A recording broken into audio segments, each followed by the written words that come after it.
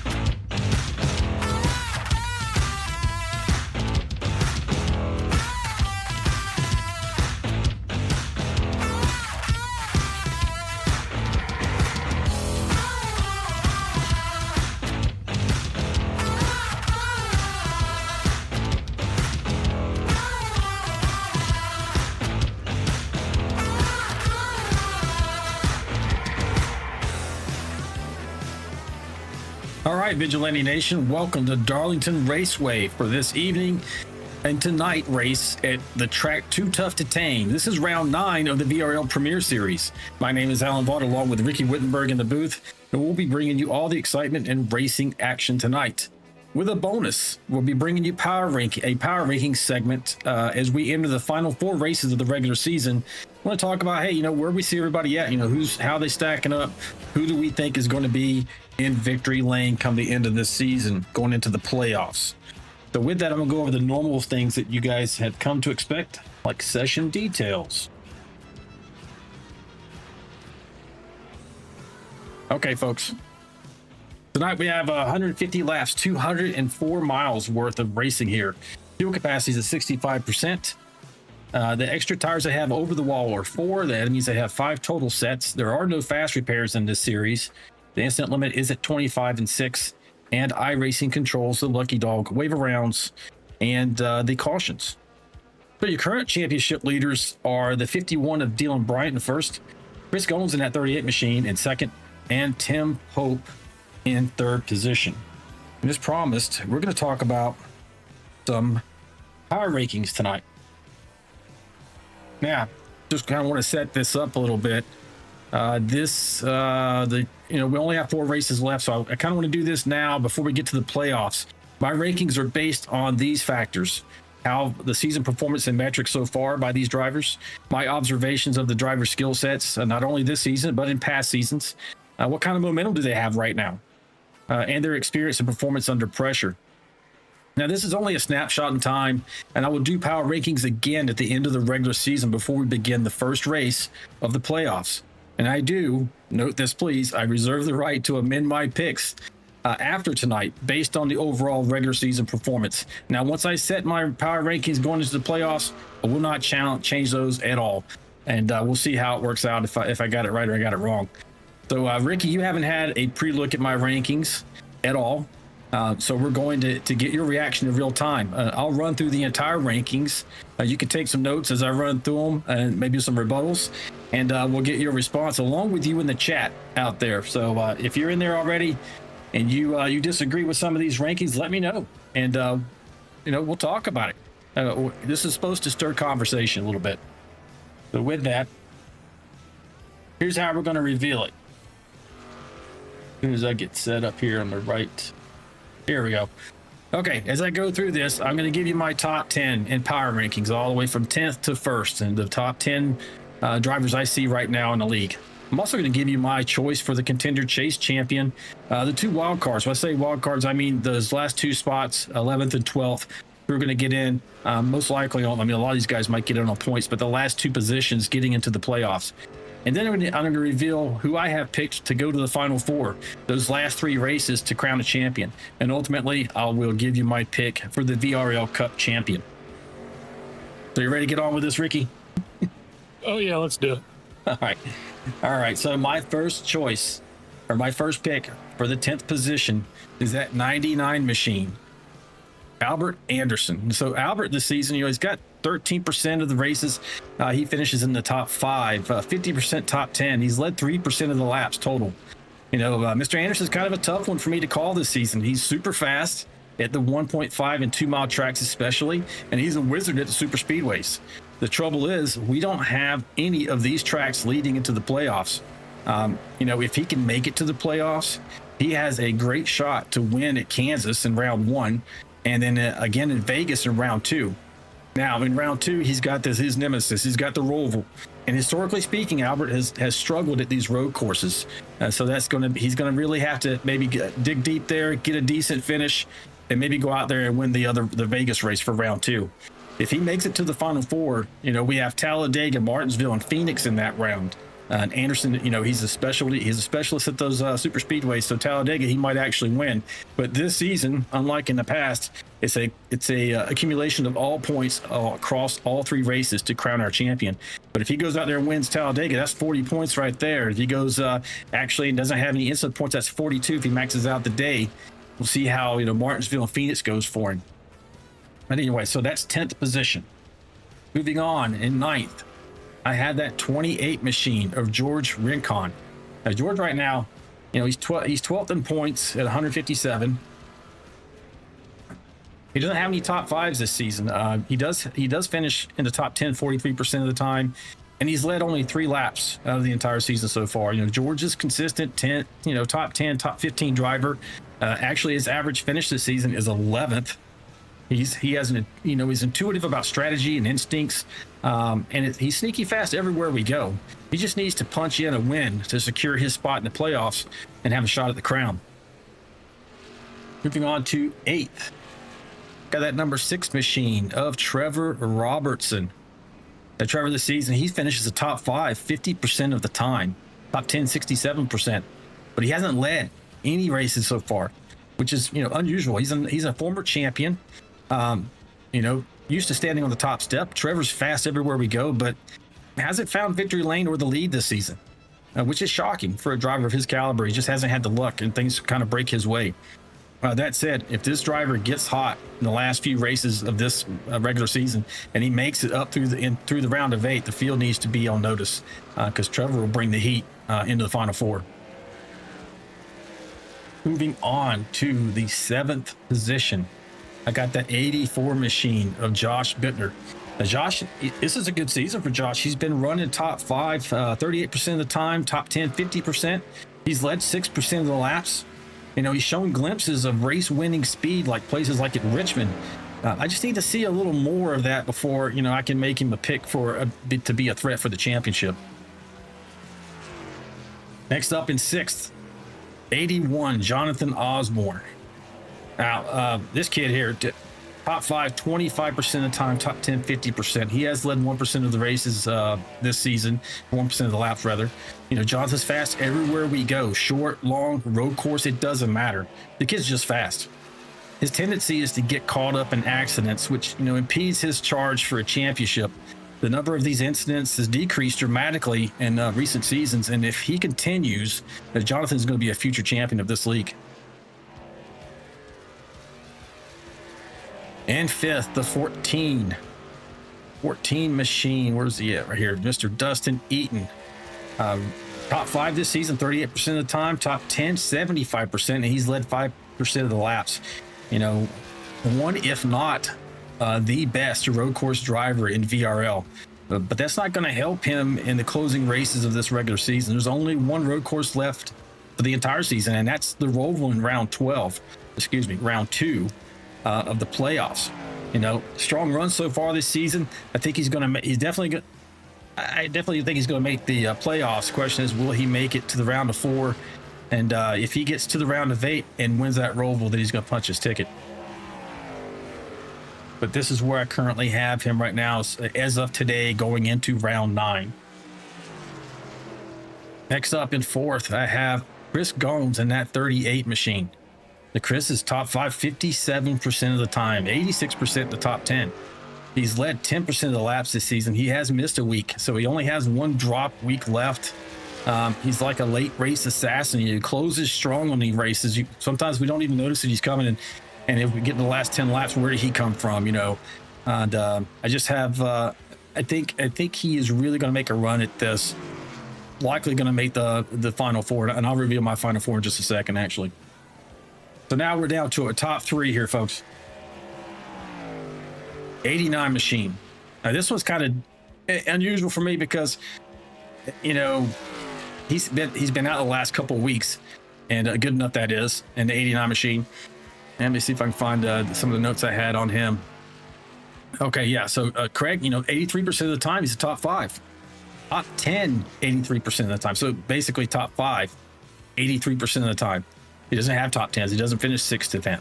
He's led 41% of the laps this season. And he's missed 2 races. He's missed the last 2 weeks, you know, which can break a driver's momentum, which is what's giving me concern. He has no mulligans remaining. You know, 2 drop weeks, as I mentioned, are already sucked up. He started the season off very strong, and if he can recapture his inertia coming back from his break, he will be a tough customer to deal with on the track and in the championship hunt. In second, that number 7 machine of Tim Pope. You know, right now, you know, Tim's hasn't had his normal numbers, but his numbers are still good. He's a 3-time VRL Cup champion. He understands what it takes to navigate the playoffs and claim glory. He doesn't buckle under pressure. He's had 50% of his finishes this season in the top 5, 63% overall in the top 10. He's led 13% of the laps. I expect him to pour on the heat in these closing races of the regular season, and you know, pull another gear as he enters the playoffs, as he always tends to do. So he's right now my power rankings in 2nd place. Now we're getting over here to 1st place, the 51 machine of Dylan Bryant. He is your current points leader. Dylan has finished in the top 5 57% of the time, top 10 71% of the time, and led 24% of the races. He has the 2nd best average finish at 7.7, behind only Craig Goodenough. He's one of only 4 drivers who hasn't started outside the top 10 the entire season. So he has momentum. He has 2 wins already under his belt. He's red hot through the middle of the season, and I expect that to continue. He has missed 1 week, so he only has 1 mulligan remaining, 1 drop week remaining should he need that. But right now, as the power rankings stand, I feel like that 51 machine is the strongest in the field right now. Now, my last few spots here, Ricky, I'm going to hit the contender chase real quick. I think, unfortunately, I don't think he's going to make the playoffs this season, but my pick for the contender chase champion is that 53 machine of Jeremiah Burke.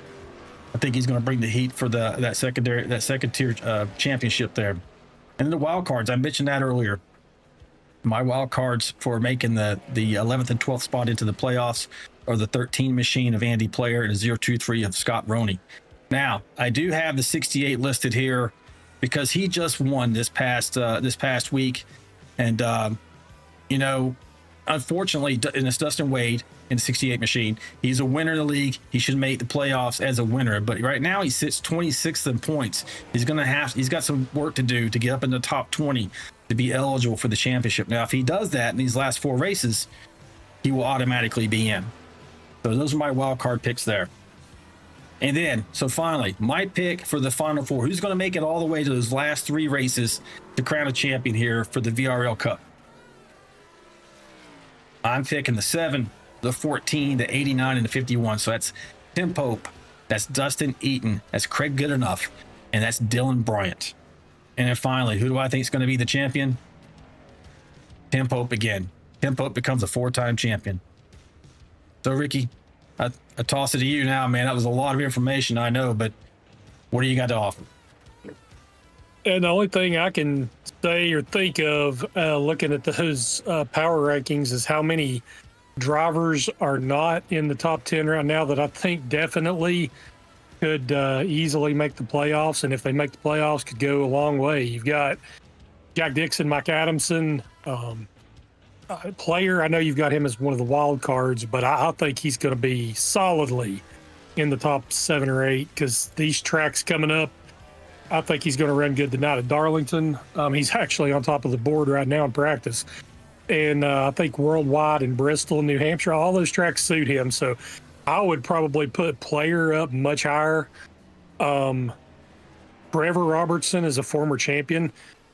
He's got lights out speed most of the time. He's had some internet gremlins, though, and he's had some weird stuff happen where he's missed some races or got disconnected. So I would agree that Trevor, just with his issues, may kind of fall a little bit further off, but I do think he'll be definitely in the playoffs. So you've got, for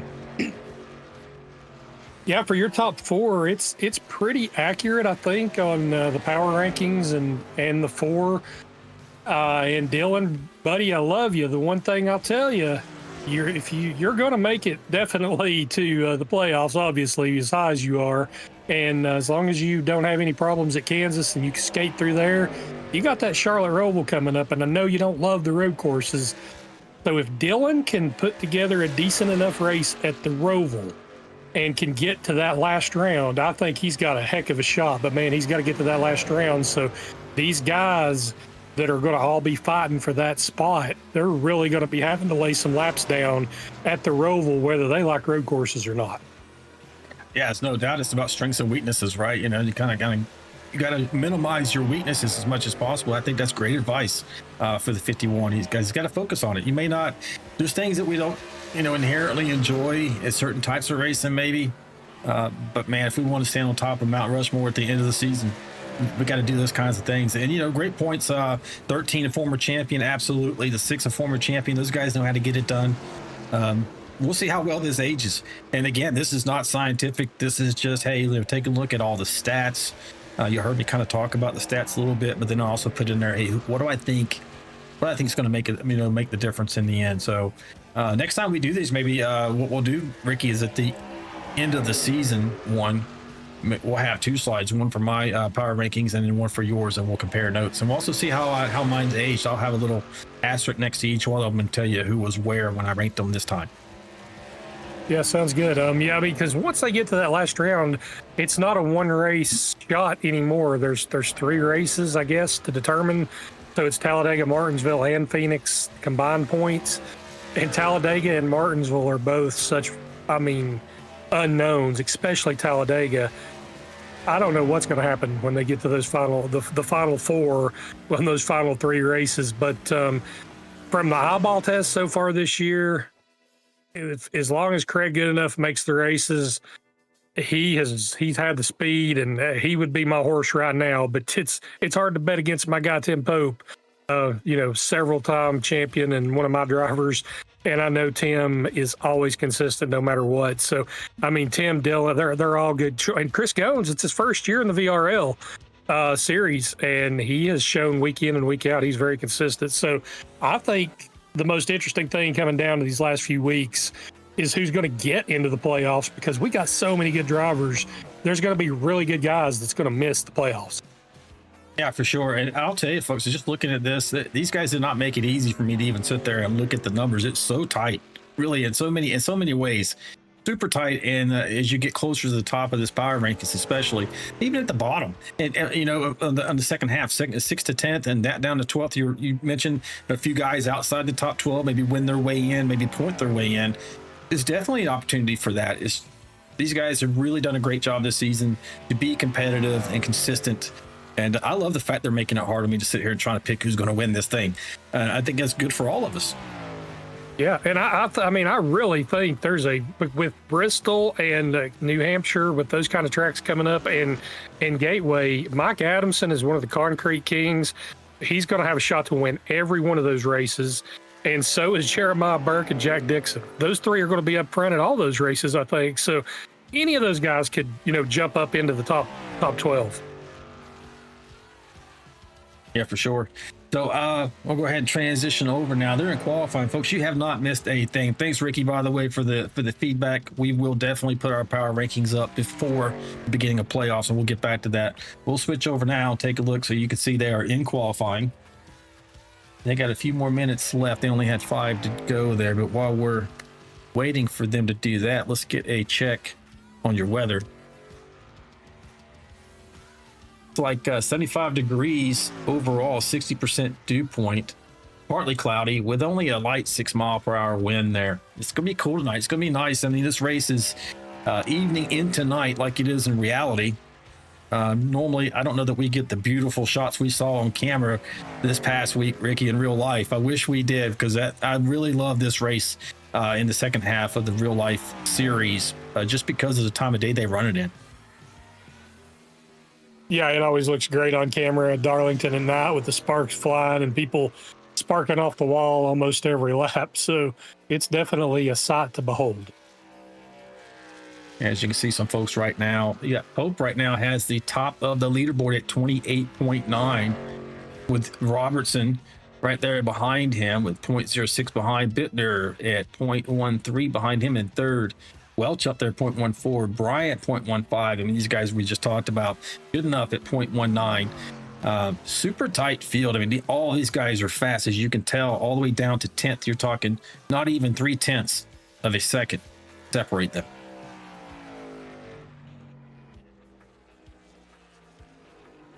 And people will notice that we got all the, or not everybody has them, but a lot of guys have the throwback paint schemes on their trucks, or a throwback to something that's important to them. I'm seeing Andy Player on the track. I love what his story. It's the first scheme that he ran back when he ran Papyrus in the late 90s, and I was running back then too on the original NASCAR racing. So the his scheme is pretty cool. Yep. See if we can get a look at him from the front. I think that's not the right one. Here we go. That's a good looking truck. He posted some pictures of that. I really like that, and it's great. He's been on the service since the beginning of iRacing. Papyrus, as everyone out there probably knows, was the first iteration. What was that, 2013? When was that? Oh, no. Earlier than 1995, 96. Okay. Yeah, when this was before iRacing. This is when, you was having to dial into the Hawaii servers and running up $100 extra phone bills back in the early days. So, if you raced online, you really, really wanted to, because it was tough to do it and it was not cheap. No doubt. Let's see if we can. Looks like who's on the track. I don't see hardly anybody on the track, actually. I'm going to get ready to go through your grid as soon as it posts up here, folks. They should be gridding momentarily. Appreciate you guys tuning in. If you like what you see, please like, subscribe, and hit that notification bell. We race here every Wednesday and Friday night at 8 p.m. Eastern Standard Time. And we'd love to have you come out, pull for these guys. They put on a heck of a show. And I have no doubt they're going to do the same tonight. This is a tough track. Let's talk about Darlington a little bit. I mean, the lady in black. What do you got? Actually, never mind. We just got our grid, so we'll run through the grid. So taking the top spot is Tim Pope in that 7 machine on pole. Trevor Robertson in second. Josh Bittner in third. Derek Welch in fourth. Dylan Bryant fifth. Craig Goodenough is in sixth. Chris Goins seventh. In eighth position, John McAdam. Ninth, Andy Player. And Austin Paul rounds out your top 10. In 11th, you got Jonathan Osborne, Jack Dixon in 12th, John Schoenbachler 13th, Greg Klein 14th, Tony Benfield 15th, Dave Mayberry 16th, Dustin Eaton in 17th, Kelly Keel in 18th, Sean McDonald in 19th, and Scott Roney rounds out the top 20. You got America's driver Albert Anderson in 21st, Kyle Vaught in 22nd, Scott Miller 23rd, Kevin Hunt is 24th. 25th position is John Gallagher. Jeremiah Burke in that 53 machine, 26th. Mike Adamson, 27th. Dustin Wade is 28th. Greg Dobson is 29th. And Mike Everidge rounds out your top 30. Then finishing off the field, you got George Rincon, 31st. Andrew Cawthon, 32nd. Chandler Paul, 33rd. Deion Jones, 34th, and 35 starters tonight. Tom Barish bringing up the rear. All right, let me take a look real quick. I don't think I mentioned already who has penalties tonight, because I was surprised to see the 88 machine back there, but I think that might be due to penalty. Yes, so the 88 machine of Mike Adamson, the 82 Mike Everett, 085 of Greg Dobson, the 4 of Dion Jones, and the 68 machine of Dustin Wade all had a penalty from last week. Just minor contact that resulted in a crash or a spin, but the result of that is that they have an EOL to begin tonight's race. As they are off and running here, we should be going green. You see the lights are out atop the pace truck. Should be ready to go. That 7 machine. So for the first start here, folks, on the start of the race, it is on the flag stand. Then every start after that is on the leader. Yep. Let's see if we got.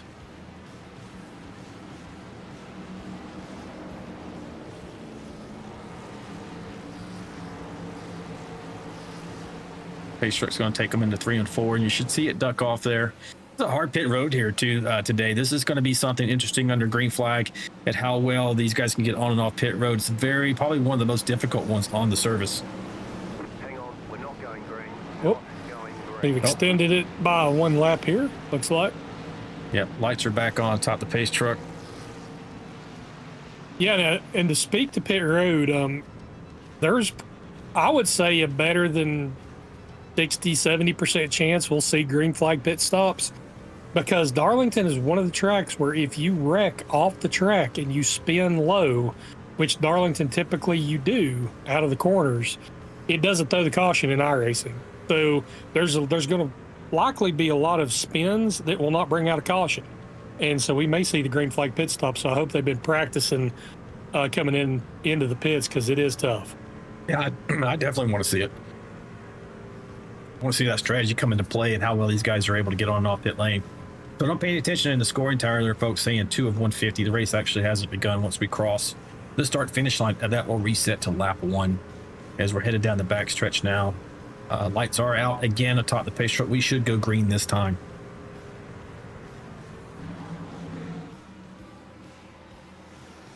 And the start of Darlington always is nerve-wracking when you have the field all bunched up and try to make sure you're not run over a guy or wreck, because if there's a wreck, you're probably going to be in it, and it's probably going to be big. There you see the pace truck ducking off here. Now it's under control of the starter stand.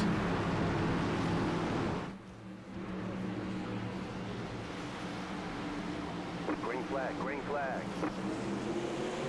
And we're green, folks. You see the 7 get under to jump over the 6 machine on the outside road. 84 is pushing that 7. They're getting a good start going down into turn 1 and 2. Now they're on cold tires. It was kind of treacherous on Monday night. I don't know if were you in the race Monday, Ricky? I don't think you were here, but man, no. it was really. What'd you see? There was the 434 was in the wall, but they cleared it. Looks like everybody's trying to get single file as fast as they can, which is pretty smart. I mean, these turns, they're significantly different going down into turn 1, for instance. I mean, they're dipping down low. I think they're in 3 and 4 right here, actually. Let me get my map up here. Yeah, they're heading down the back. No, down the back stretch. That was 1 and 2. But anyway, so you can see on that track map, though, that's a good visual to see how tight these turns are. They're in 3 and 4. It's much tighter than 1 and 2. So they got to slow down more in 3 and 4, and they can carry more speed into 1 and 2. But as they go down, you'll see them. Most of them are going to dip down. See it dip down to that white line, then go up to that outside wall, and they are just screaming fast through there, almost as close as you can get to that wall. And it's sometimes, we talk about the Darlington stripe. It's going to reach out and bite you, especially at that critical moment when maybe a little bit of your tire goes away and you don't expect it in that instance. You could end up with some wheel damage. Now, these trucks do not have any opportunity for a fast repair, so there's no get out of jail free card here in this series. You're going to have to live with whatever damage you incur throughout the event.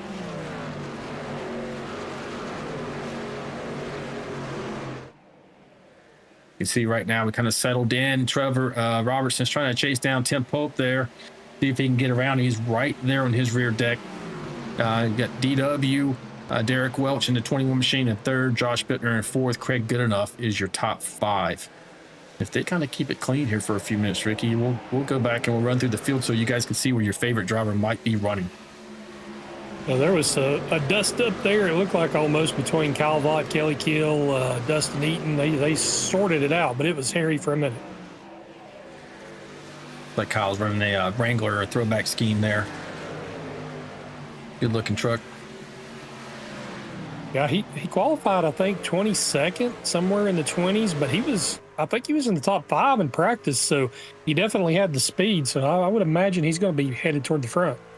Yeah, maybe he had some difficulty on his qualifying laps there. I was surprised to see him that far back. He did start off loving the track from what he told me, but since he's raced it for a few seasons now, he really loves Darlington. It is a driver's track. Yeah, Darlington, out of any track, I think that you race on in this service is probably, when they say don't race the other drivers, race the track. This is the track where you race the track. You try to save your tires and take care of your truck. Don't worry about the other guys. Just do your thing, and it usually works out. Yeah, for sure. So we do have a number of drivers in here tonight who have in-car cameras. We got Kelly Kill, Kyle Vaught you're looking at right now. Scott Roney just behind at 023. Greg Dobson, the 085. The 10 truck of Andrew Coffin. The 13 of Andy Player. 48, Jack Dixon has a camera tonight. 68, Dustin Wade. 92 of Greg Klein. And then we also have Dave Mayberry and Chris Goins, the 29 and 38 respectively, which we have 12 cameras tonight. That's the most we've had so far, Ricky, since these drivers are giving us those perspectives. And we'll run through those cameras here in just a minute.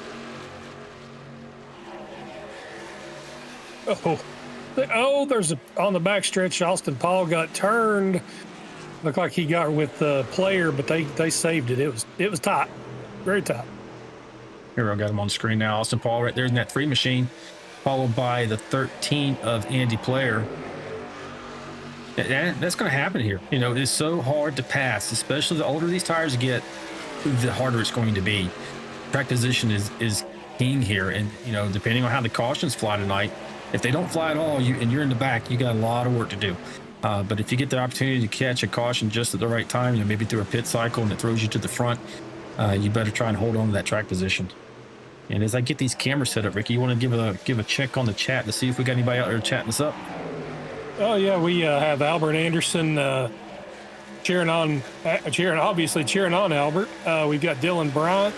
He was in the chat earlier with us. Aaron Warren, Joe Canellis, Tim McAdam cheering on John McAdam. Red Arnell is back on the good enough train tonight since Craig's in the race. We also have Osvaldo cheering on Kyle Vaught. Yeah, Osvaldo is always in here. That's good. Good to see you again, man. You're riding on board. You're watching John Schoenbacher right now. The closer out of Louisville, Kentucky. Expect to see him. He's running 13th right now. Expect to see him up towards the front. Seems to close these races out strong. Yeah. Rick. At the back, Barris just got pile trove by Gallagher. Him and Deion Jones wrecked, and then Gallagher couldn't slow down. See if we can get us a shot here. That was Deion Jones and Tom Barris. Here we go. Well, Deion's already out. Tom might be already out too.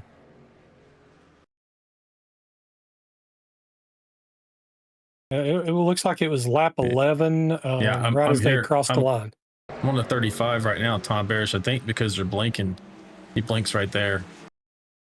He's blinking in and out, so it's kind of messing up the opportunity for us to take it. There it goes right there. Oh, there it was. Just got it. See if we can get behind him here. Looks like, okay, from that view, looks like the 4 was passing. Tom? Yeah, I think maybe it wasn't clear. I think he just wasn't quite clear. Sorry for the quality there, folks. So sometimes the computers, these guys, if they're far out there. Oh, I think it's a nice little tap from the 123 machine there. Hopefully, some damage to the rear end of, that was a pace truck going through, so no problem there. Damage to the rear of Tom Barris's truck and obviously the Ford truck as well. but they're going to be able to continue.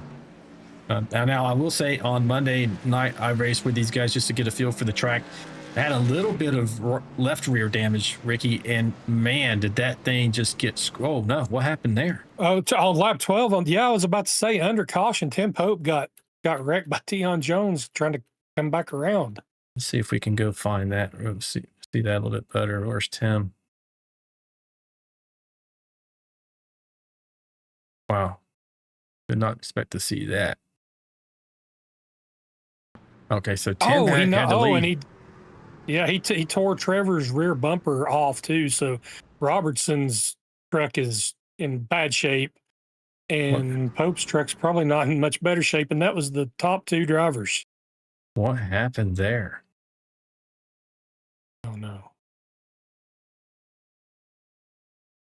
Right on board with Dion. I mean, he's probably not happy. I hope that wasn't the case. He just let the red mist get the best of him. I think he said he just didn't see him, or he caught him too quick. I heard him say something in the chat, but well, here he is right here. We're watching. I mean, it's 1, it's 2. I don't understand that. Yeah, I don't know if he was supposed to try to be going around the pace truck and was trying to catch up and just didn't see the leaders moving down. Yep. I don't know. That's tough break though. That was the D2 leaders are both done. Yeah, I've been there before. Got hit championship, if you remember that, in Phoenix. Me and Tim both. And 1 and 2, we got hit like that. Well, the entire field checked up on us, so that's unfortunate for those two guys. Hopefully their damage isn't too bad, and they're able to get back in there. Who was the second place? That was Robertson as well. Yeah, they've got his bumper back on, so hopefully they're fixed. They're just going to have to come back through the field. Very good enough up in the lead now. And we're back on the green, folks. We just went green.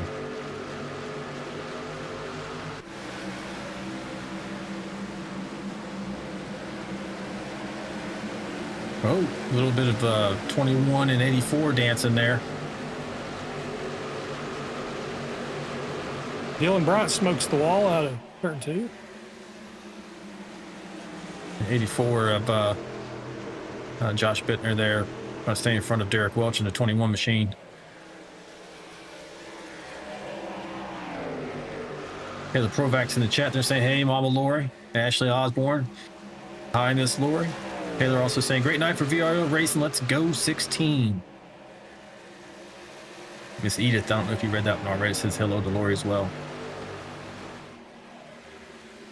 All right, folks. See if I can. I'm not going to be able to focus on these cameras, apparently, so we'll hit them as we can.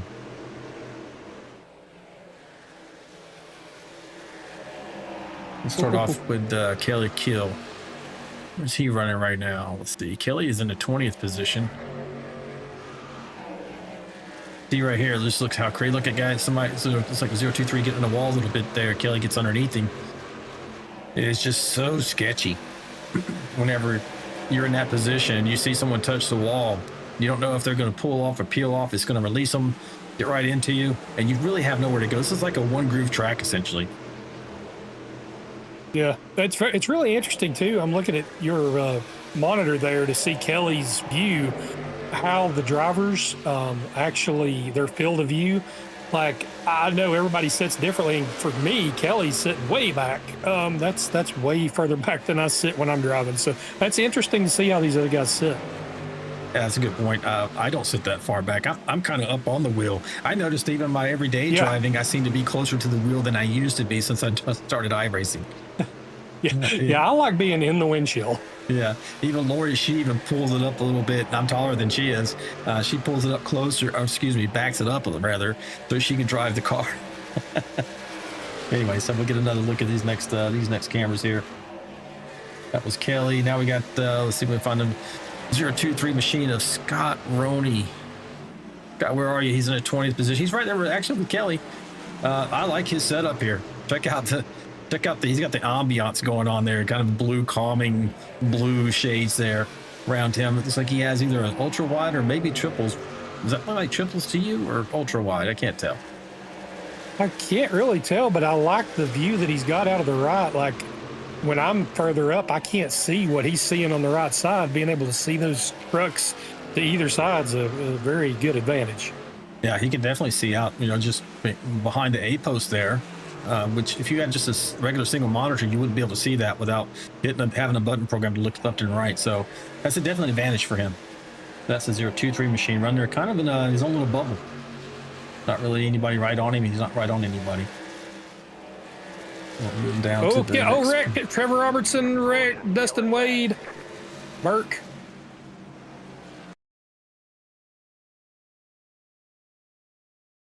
There we go.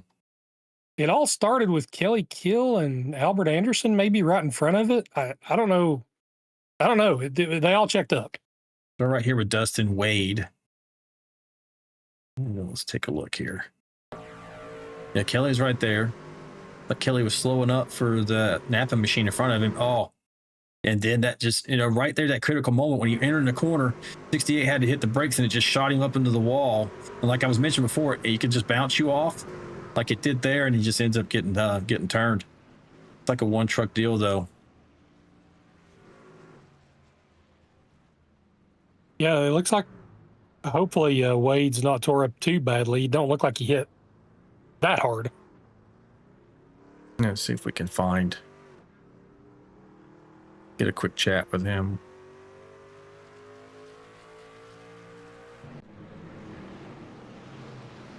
Yeah, it's Dustin.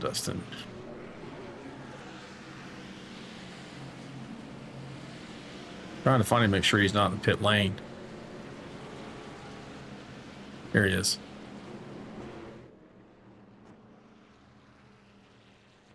He's just now hitting pit lane, so we'll give him a second to hit his pit box. He's likely going to need some serious repairs or a few minutes worth at least.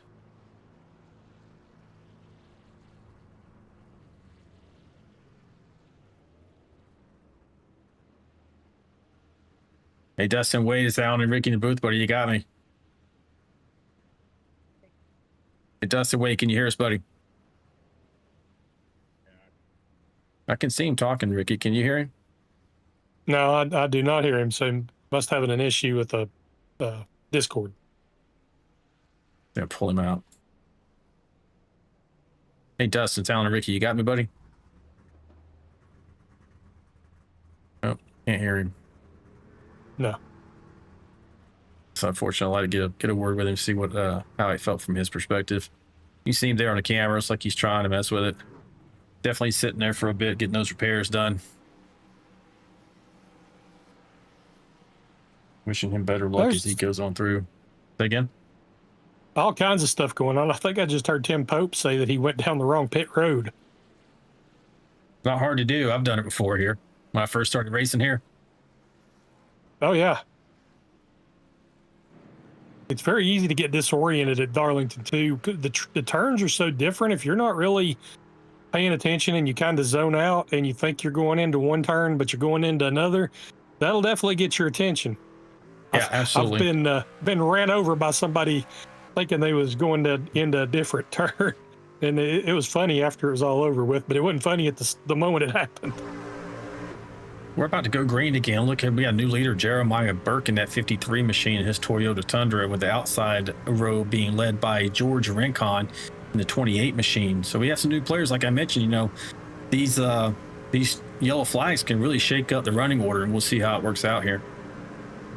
You see that pace truck pulling off. Control is with Burke once he gets to the restart zone right up here.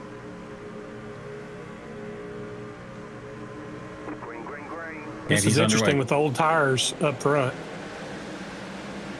Yeah, let's see how far back they go. Let's see, Burke has not been to pit lane at all. George went in on lap 12. Albert Anderson, Mike Adamson, both went on lap 12. Actually, Adamson's on 22, so you got him on 22 and a few others mixed in there. Jeremiah got a heck of a jump here. If you're on old tires, that's what you need to do. Try to get out so you don't get swallowed up as fast. Yeah, Jeremiah's running out of Phoenix, Arizona. You see him run that Mountain Dew scheme, trying to get out there in front of these guys. Albert Anderson's making his way up to second position now, trying to chase him down. We talked about Albert, you know, in the power rank, he's got him ranked 10th right now. He goes out here, he could bust up my rankings here tonight. Goes out here and wins this thing, Ricky. Oh yeah, I'd definitely shake him up. It'd be great to see. Albert's been with us for a long time. Heck of a driver, outstanding individual, no matter what setting you're in. Love to see him be successful in this league. Oh, Kevin Hunt, he caught it, but man, they was almost wrecking. They're still treacherous. Yeah. Oh, he is gonna wreck in front. No, and Robertson's destroyed. The yellow flag I is just out. caught the tail end of that. Greg Dobson's destroyed. Gallagher. Oh. You can see the 434 down here on the bottom and just gets loose. Oh. It comes up and nails the 6 machine. Let's see what happens. I think he was trying to get out of the way. See if we can get directly on his machine. This is 434 of Kevin Hunt. I don't know. It's like he's being passed by the 023. Probably older tires for Kevin, most likely out of Danville, Virginia. Just running his line, gets in there, normal. Oh, he gets a little help.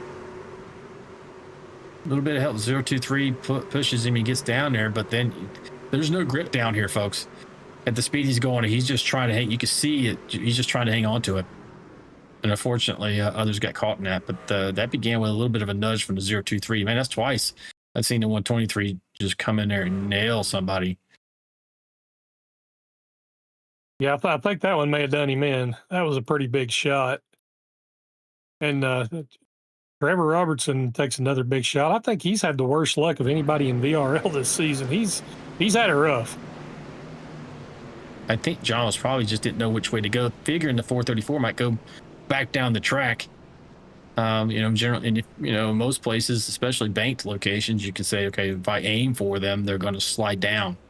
That was not the case this time. I think Gallagher probably end up with race ending damage there. Then we get a chat with Kevin Hunt. Don't have a camera for him tonight, though, folks.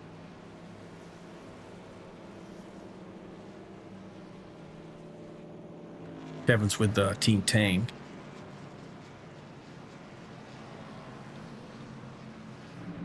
Hey, Kevin's Alan and Ricky in the booth. What do you got us?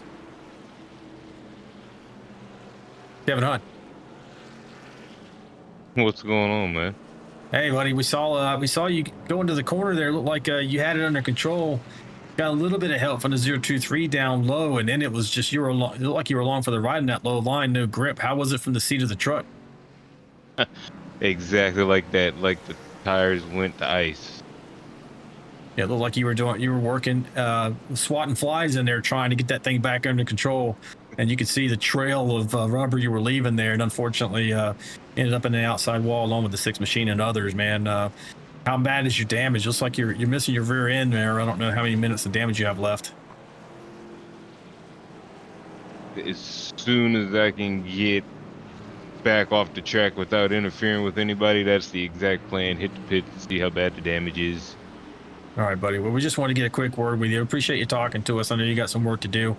And good luck getting back in this thing. Absolutely. Thank you. Yep.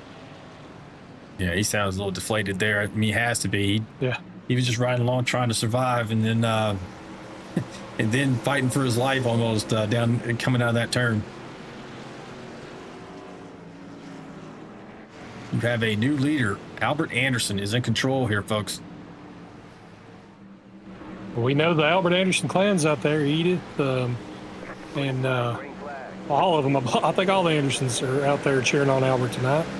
All right, we were back underway. C9 gets a great jump over the 89 of Craig Goodenough, Derek Welch, and John McAdam rounding up the top 4 there. They quickly getting single file here, which is really the safest bet you need to do as soon as you can, then try to race from there.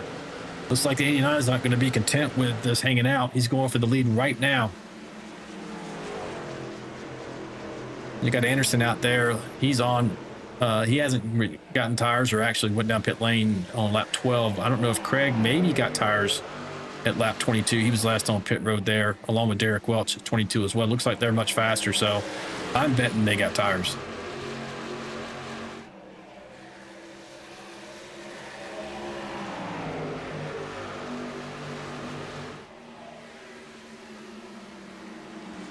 And while we have this opportunity, we're going to go run back here and take a look where everybody's running.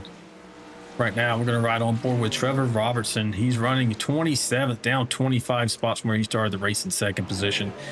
We documented the incident he was involved with there with the Ford machine, unfortunately. And then now also the incident, he got 2 incidents tonight. I'm surprised he's even out there running, Ricky, be honest with you. The truck looks pretty good. Yeah, it looks okay. It's definitely off the pace. I think he's probably still got some damage. May be able to go in and do some investigative reporting and let you know in a minute. All right, sounds good. As we move on to the 26th position, you got Mike Everidge. He's up 4 spots from where he started running 26, as I mentioned. Chandler Paul, 72 machine, running in 25th, up 8 for the night so far. I do like the got the new hood logo, the new logo for the Premiere Series on there. It looks good. And then Dylan Bryant, not having a great night so far. He's down 19 spots from where he started, running in 24th, and that could be from a series of just the way the pit stops went and everything. Likely to see him, if he can keep it clean, back up at the front before the end of this thing. All right, the closer, again, another one. He's down. He started 13th. He's running 23rd right now. I expect him to put that silver bullet up in the top 10 or further for the end of the night. Josh Bittner also up front. So these pit cycles and these accidents have really jumbled up the field. Josh down 19 spots, running 22nd right now. Just ahead of him is Andrew Cawthon out of Bartow, Florida. 10 machine, up 11 spots from where he began, but he did begin with a penalty tonight. Running just behind George McConaughey, looks like he's maybe taking a look to try and get underneath George. George is running that Goodweiser paint scheme. Oh, you see Kyle goes around. Oh, hang on to it, Kyle. Just as we saw this, let's take a look.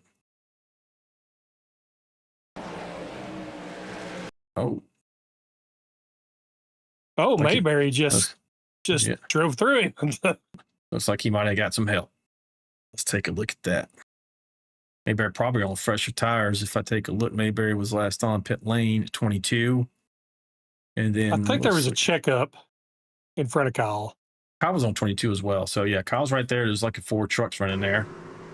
Kyle kind of goes up towards the wall, and then that's what can happen here so easily, because everybody's trying to maximize that entry speed to the corners. That's key to be able to go fast here. We'll see if we can get a word with that 16 machine. See where he's at. I'm sure he's not happy.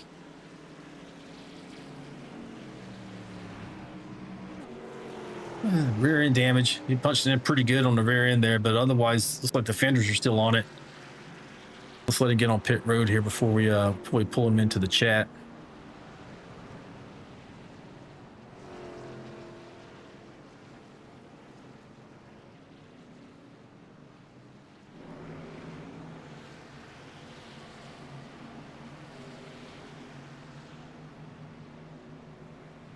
Yeah, I'm looking at his camera right now. He's not looking too happy.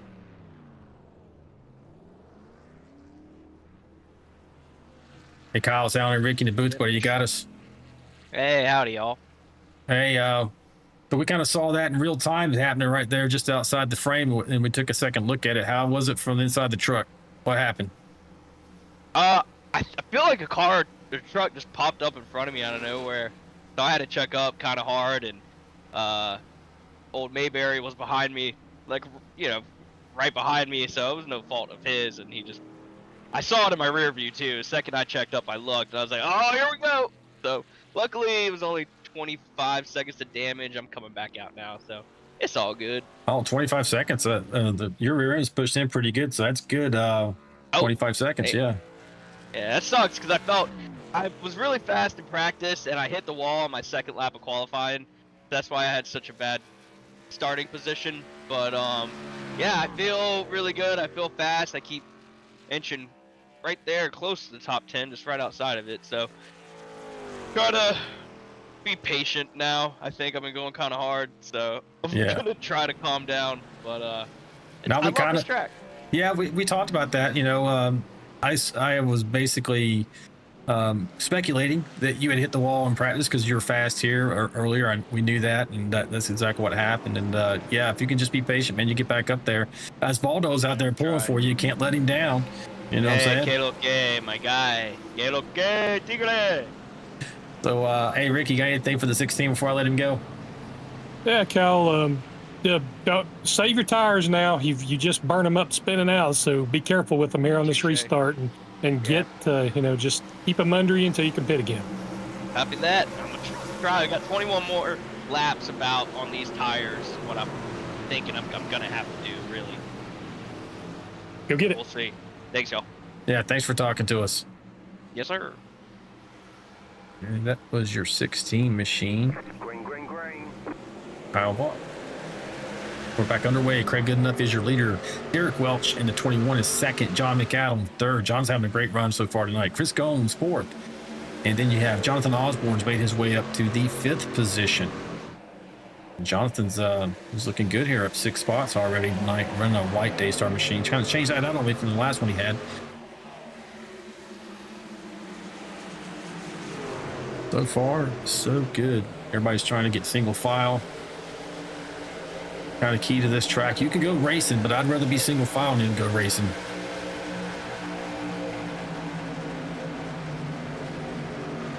Let's see if we can jump back here and take a look at some folks. With Tom Bears back here.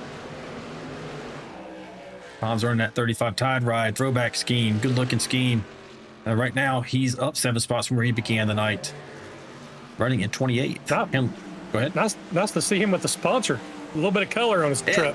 Yeah, exactly. We've been kind of talking about it, running the plain wrappers and everything, so that's good to see something on there. Chandler Paul, we got him up 6 spots, running in 27th.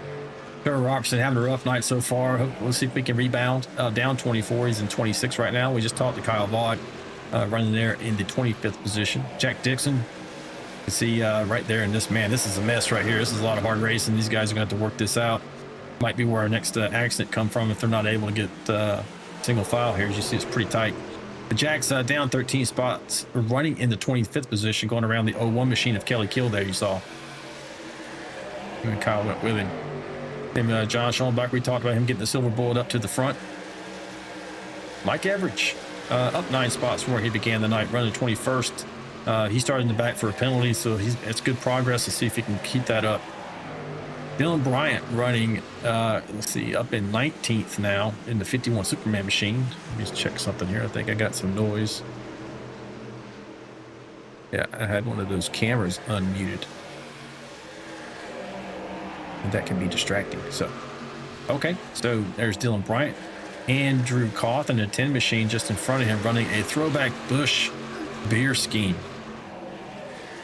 Yeah, the old Kel Yarborough scheme. It's great when he was racing for Junior Johnson. These are all muted. Well, I kept hearing somebody.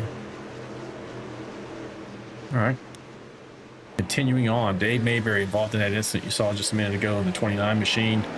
It's like the black and a blue. Albert Anderson made a play to get up there towards the front. It might be paying off for him. He's up 6 spots overall from where he began the night, running at 15th. That 99 Napa throwback, that's probably a Michael Waltrip throwback, I would guess. Yeah, he was a big Michael Waltrip fan, so that's definitely a Michael throwback.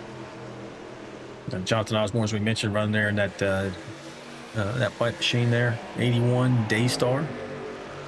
Tony Benfield, the faster passer out of Albemarle, North Carolina.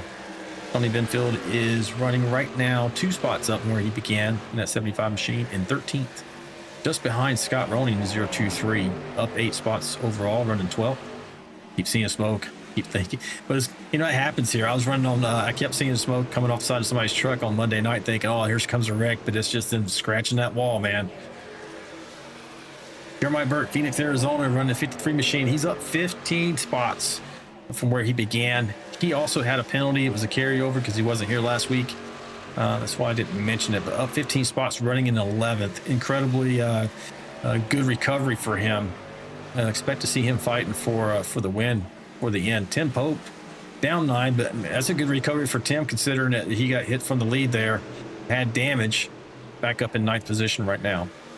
Andy Player out of Concord, New Hampshire. He's running right where he began, 9th position. Austin Paul's up 2, running at 3 machine out of Mount Washington, Kentucky. Looking strong tonight. Crash from Mayberry. I just on Austin. Oh, I don't know. I was just going to say I saw for Austin, he's running a Piedmont scheme on my screen. That looks pretty cool. The old Terry Labonte looking scheme. See what happened. I got a flash on my screen. Yep. So that's one of those you were talking about, Ricky. Get a spin or something down low out of the groove that's not going to throw that caution. And that's what happened to him right there. All right, we get back up here with Austin we were talking about. You said Piedmont scheme? That's what you see on your screen? Yeah, the Ricky Rudd number 3 Piedmont scheme. Hey, that's what I'm seeing on my end. He may have loaded in late. Yeah, maybe I just don't. Yeah, I don't have that. Let me take a look if I can. I might be able to actually refresh that for you folks. I'll try it one time at least. While you're doing that, let me hit the chat real quick. Edith Anderson and Albert Anderson both still cheering on Albert, wanting him to do better. Did see someone, Taylor Provax gave us a shout out earlier, so she called us out. I got to say something about that, so appreciate that. And Greg Dobson said his motor is shot, so he is done for the night. Oh, it's too bad for Greg. I'm getting these paints updated, folks. It might work, it might not work. We'll take a look at it. I'd like to see those throwback schemes, though, if I can. Piedmont actually was one of my favorites back in the day on 44. I think Terry Labonte ran that, and maybe even a few other drivers. Yeah. He's got the when Ricky Rudd drove for Richard Childress in that Piedmont scheme. That's the one he's got on the car, the Watt number 3. Looks good. Well, it didn't work out for me, folks. I did so it did a reload, but I'm still looking at that black number 3 there. We saw him get into the wall there momentarily. It's like he's going to be okay carrying on from there.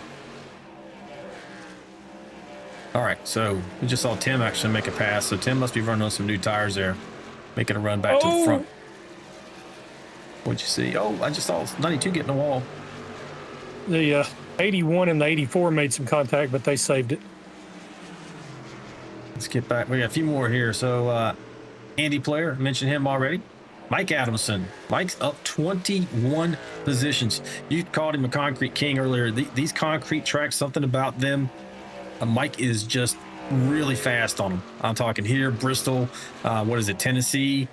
He's just so fast at these tracks. Nashville, Nashville Superspeedway. He's just so good. And he's showing it tonight, up 22 spots, running in 5th right now. And John McCown, like I mentioned before, having a great night, up 4 spots, running in 4th. Go ahead. Kyle Vought's way off the pace. I'm not sure what happened with him. He's coming down right now. Looks like he's going back on pit road. Maybe he is. I'm telling you, if you get rear end damage on these trucks, I was shocked, Ricky, on Monday night. How I didn't have very much damage at all. And that thing was just floating on me as I go on the corner. It was wrecking loose. Like it's just they're very aero sensitive on the back. Oh, goodness. Jump back up here. As I mentioned, John McAdam having a great night right now. Started 8th up to 4th. Very fast in that Jordan machine. Chris Gomes running in 3rd up 4th positions, racing out of Charlotte, North Carolina. Oh, Kelly Kill got into average. Average saved it. Big contact, though. Yeah. Derek Welch up 2 spots. Started 4th, running 2nd right now. Trying to chase down that 89 machine of Craig Goodenough. You know, I talked about him picking back up on his momentum in the power rankings. He's exactly what he's trying to do.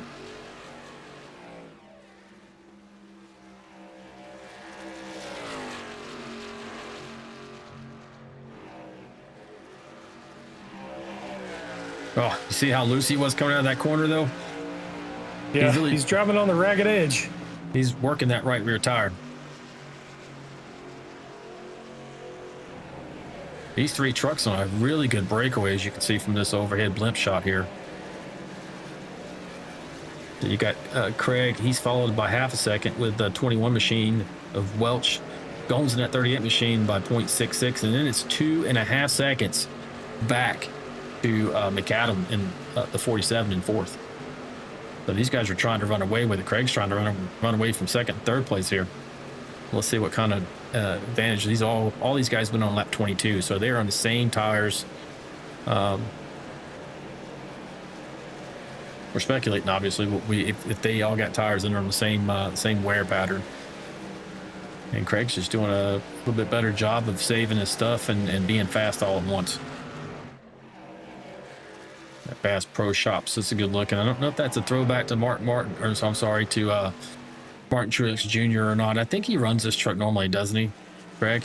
Yeah, I think that's his normal scheme. Yeah. Although that would be a good throwback. That guy did win a lot of races. And, watching the real life NASCAR on Saturday night, or Sunday night, either way, this weekend, it was interesting that you had Chase Briscoe out there looking like Martin Truex Jr. at the Coke 600 that one year and just stomping the field and just dominating. Yeah, he definitely put on a clinic. You see Craig's coming up now on that Ford machine of Dion Jones, who had issues earlier. Like he's got that thing fixed up enough to go out there and get some points. But hey, folks, while we got this opportunity, we're going to do a crank it up segment. So if you like that kind of thing, you want to hear what it sounds like from inside the virtual cockpit for these drivers, pick up those speakers on your computer or your television now, and we're going to crank it up here for you. Don't forget, like, subscribe, and hit the notification bell if you like what you're seeing.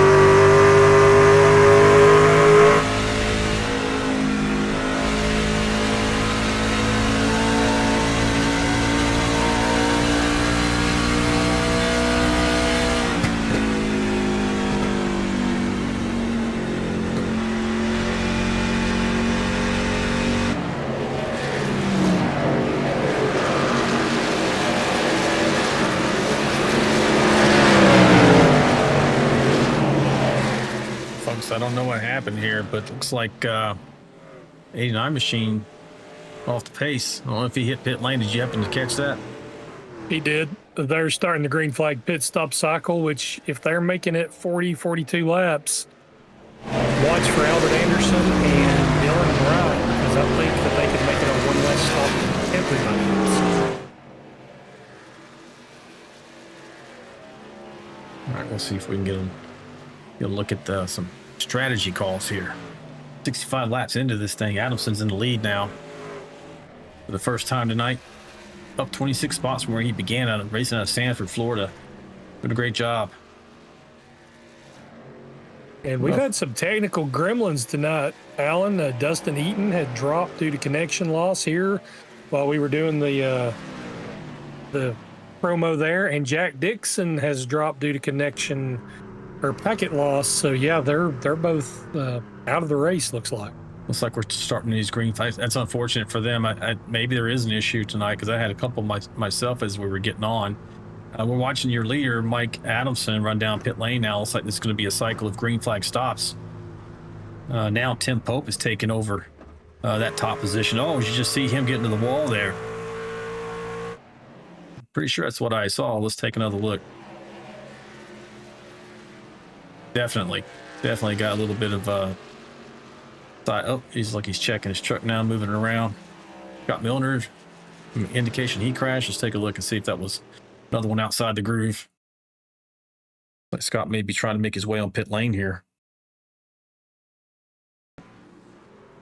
Maybe he's already crashed. Yeah, hadn't seen Scott. He's on the wrong pit lane, isn't he? Yep. Yeah, he was. Yep, 31 He did machine. crash, though. I think he said he ran up on somebody and had to hit the brakes a little too hard. Back out here with Tim Pope, racing out of Roseboro, North Carolina. Your second place is Dylan Bryant. Third is Josh Bittner. Fourth, Albert Anderson. These guys all on pit lane. Actually, Tim was on pit lane at lap 28. Then you got Dylan was on 37. It's like you see Tim coming down now. He'll get service. His truck. That's going to go ahead and take over. 51 is in the wall a little bit there as he's taking over the lead, but you saw that 89 machine of Craig Goodenough just flying. That's the difference in tires right there, folks. See him flying past him, and look at the distance he's put on him already. I retract my statement. Josh Bittner, Tim Pope, these guys that just pitted right now, they're going to be able to make it to the end of the race too. But Goodenough, on one last stop, they all have to stop at least one more time. But I think anybody in Goodenough's situation, those guys that pitted early, if there's not a caution, and oh my goodness, Trevor Robertson just got killed again. Not popping up on my screen. But, go back and take a look. Chandler if we can Paul. find it. Where's Trevor running at? There he is. He's 28th. Here he is right here. I think it's right before this. I think this may be right at, yep. Right in here.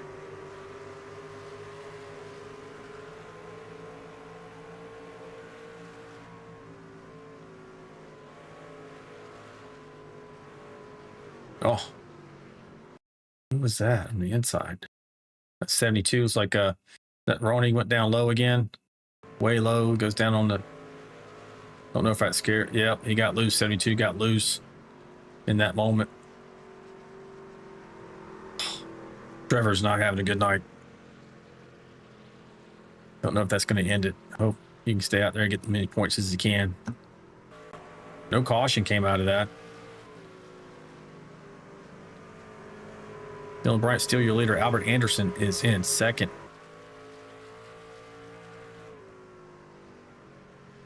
The yellow flag. I think his dad's out there Rick on the saying, backstretch. oh, Derek Welch. Oh, Derek Welch. Here we go.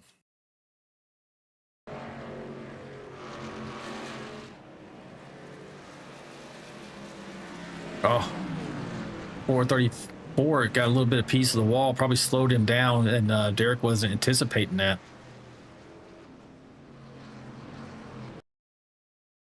You can see right here. Watch the 434 just forward of that 21 machine. You'll see him scrape the wall, and that's going to scrub off speed significantly.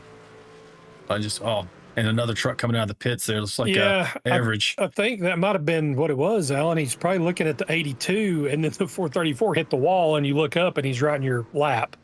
Derek got some right front damage. I mean, obviously front end damage, but it didn't look too bad till he hit that wall there. And again, that did actually bring out the caution this time. Dylan Bryant's probably thankful for that because he was going to get run down pretty quick there. Craig Goodenough and company. Let's see if anybody's coming down with him. Like he's all alone there so far. Albert Anderson came down, Kelly Kill.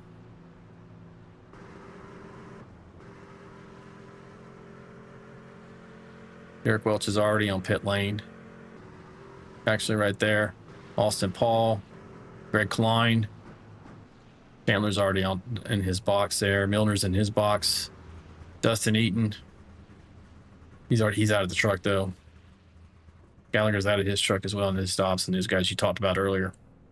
Craig stays out. Craig good enough in that 89 out of Helper, Utah.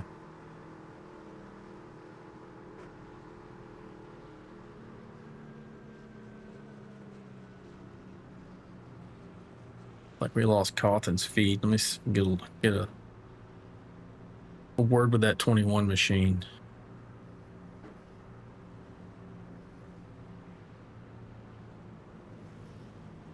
See where he's at first.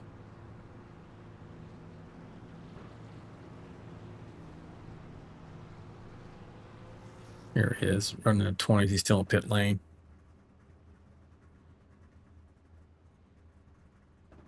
Hey, Derek, it's Alan and Ricky in the booth, buddy. You got me? Oh, it's about time to bring me up here. Yeah, so from your seat, we saw what happened when the 434 bounced off the wall. You also had that truck coming out of the pit lane there. Really didn't have a lot of options. How was it from the seat? He just hit the wall, and I couldn't check up in time and get around them. So it is what it is. Yeah, it's how my unfortunate. season's going. How much time did you have on your damage? I just saw your front pop out. The truck looks pretty good from the front end if you didn't know already. 2 minutes. You able to get it all fixed? Yeah, I got it all fixed. Okay. Well, hey, man, appreciate you talking to us for a minute. Good luck to you for the rest of this race. We're only halfway through it. It might turn around for you. All right, appreciate it, man. Yeah. This Derek Welch sounded pretty bonded. Not happy with the way things have gone, obviously. Oh, they're all trying to get lined up to go green, and man, I don't know if they're going to make it.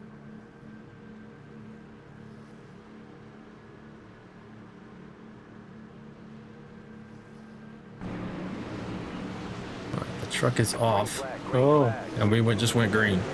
Oh. It's the Derek Welch wrecked again. And it's still green. We'll take a look. See what happened to him.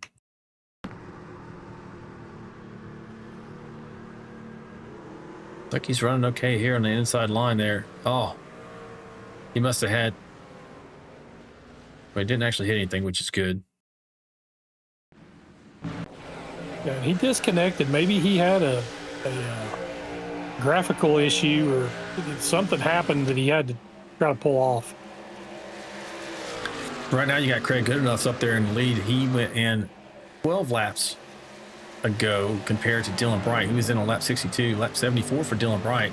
So not only the 51, but the 99 machine of Albert Anderson, they both have 12-lap fresher tires. We'll see if they're able to make good use of them and get around that 89, who has been dominating tonight. 51 is not going to do it by smacking that wall, though. That's easy to do. The little bit of arrow here can push you up into that wall if you're not careful.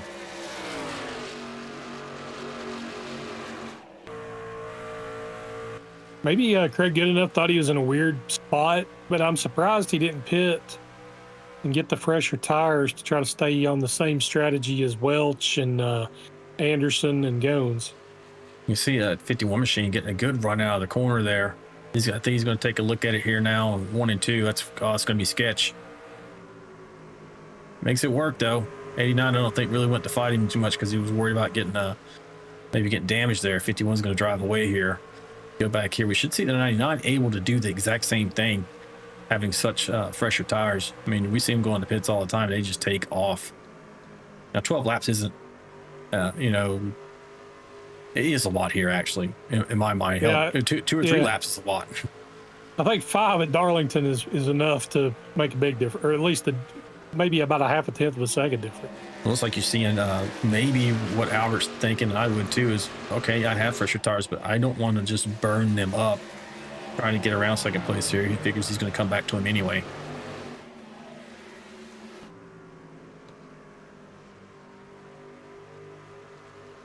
And Craig's probably just wheeling that thing as hard as he can. If we stay green here, that's really going to hurt him, though. So we got half the field. Looks like from 17th on back, Ricky is down a lap, starting with Greg Klein here. Yeah, that pit cycle got. Oh, Everidge just got wrecked by Austin Paul. He caught it, but he's definitely damaged. Riding the board right now with the 92 machine. It's a good shot. His gaming room or study. Right now, Greg is down 3 spots from where he started in 14th tonight. So overall, I'm sure he's trying to make it back up there, at least make those spots so he can finish where he began at least.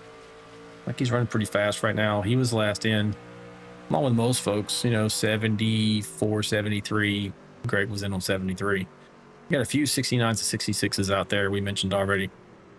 Greg good enough is still doing a good job. Oh, Caution. saw somebody wrecking. Rick. Dustin Eaton.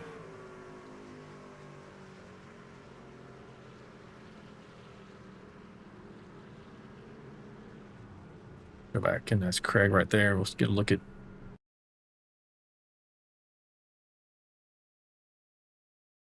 Dustin Eaton. Trying to work his way around to 13 here.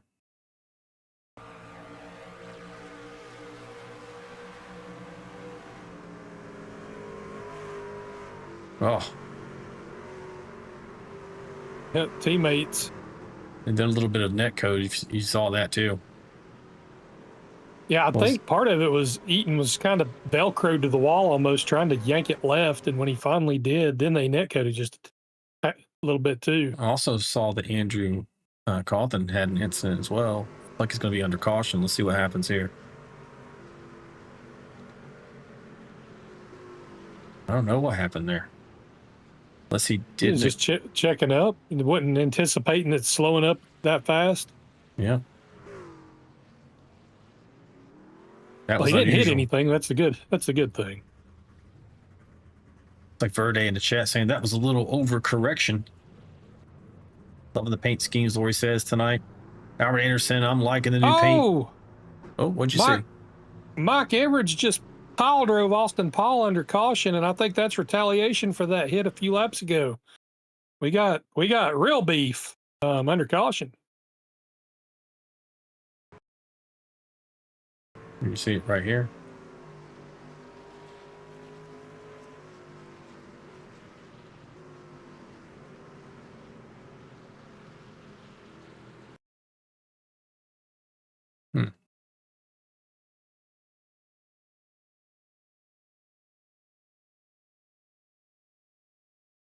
There are tempers flare at Darlington. It's one of those old school tracks, and I can't tell. That was definitely looked like it. Maybe it wasn't, but I know that they just had got together a few laps before that, so maybe I shouldn't put 2 and 2 together because I can't add. I couldn't tell if the 3 checked up or if the 82 was trying to get to him. I'm sure the admin, she's going to take a close look at that. But we're on our 6th caution for the night, folks. Dylan Bryant has the lead. Albert Anderson is now in 2nd. Kelly Kill is up to 3rd position. And Mike Adamson, Concrete Carl, so to speak, is up there in 4th. Tim Pope back up to the front. And 5th position, Josh Bittner running right there in 6th. Andrew Cawthon is in 7th. 6th or 7th there. He's going back and forth. Chris Gomes, pretty good enough. Just hit pit lane. Lap 84, along with Chris Gomes, Andy Player, Stoney Benfield, and Jeremiah Burke, Scott Roney, John Schoenbachler, and then back to Jonathan Osborne, who's trying to catch the field right now. You can see these guys from right here, that Coors Light machine up forward a few trucks as we're going back green, have the freshest tires on the field. 51 takes us back to green at lap 87.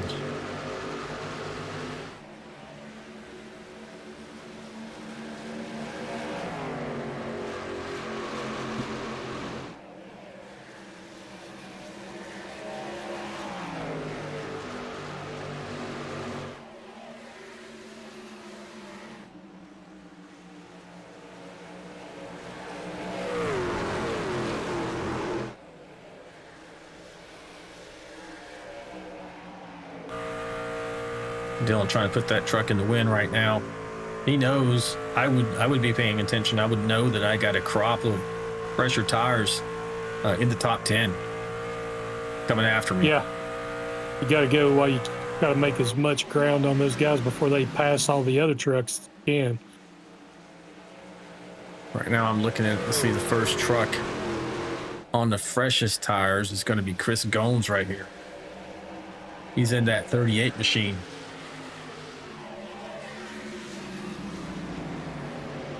Now let's check this out. This is one of the only drivers that we have like this, but we got Chris Gomes running in VR. It's always interesting to see that. I couldn't do it. I've tried it before, and it gives me a headache, just a little bit of weight that's pulling down on the front there. But he makes it work, and he's super fast. So I don't know if there's a competitive advantage to be gained by going VR versus traditional screens, but I'm sticking with the screens. I guess I'm just old school. Yeah, I'm a weenie. I get sick if I ride in the back seat of a car. I don't think I'd do well with VR. Oh, Roney smokes the inside wall. Saved it.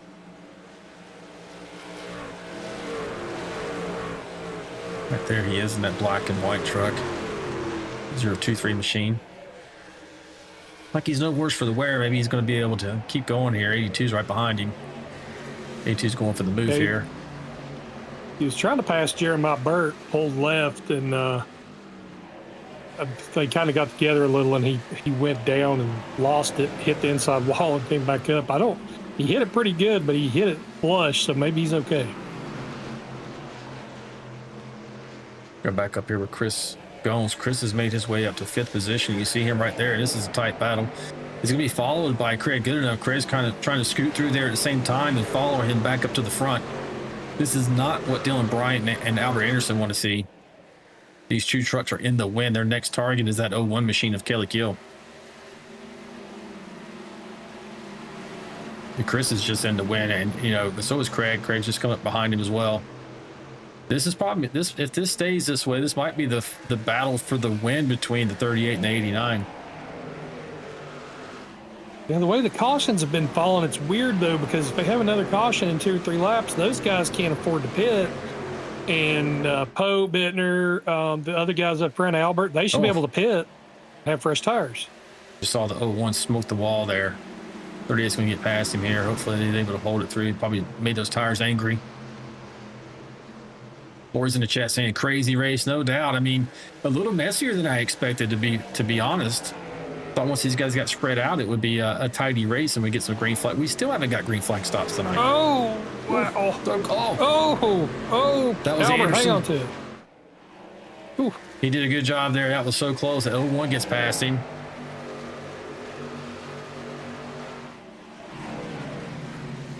Anderson's on the radio there. Maybe he's not too happy. I didn't really see what happened. I just saw them a little bit of door music going on. Yeah, it's what he said. He said he got a little bit of door, and he got a little bit. But I mean, that was a really good job, because usually when you get hit in the corner, you're going to hit the wall, and he didn't hit anything. So good job, just good job not to hit nothing. All right, folks out there in the chat, hit us up. You got any questions you want to pull for your favorite driver? Got a question about where somebody's running? I can tell you right now, we only have 17 trucks on the lead lap. Greg Klein is the last truck on the lead lap right now. That's probably due to the way the cautions fell, but we're coming down to the last 50 to go here. Hit us up. Let us know what you're thinking and what you want to talk about. And with that, I'm going to go back here and make a run through the field here.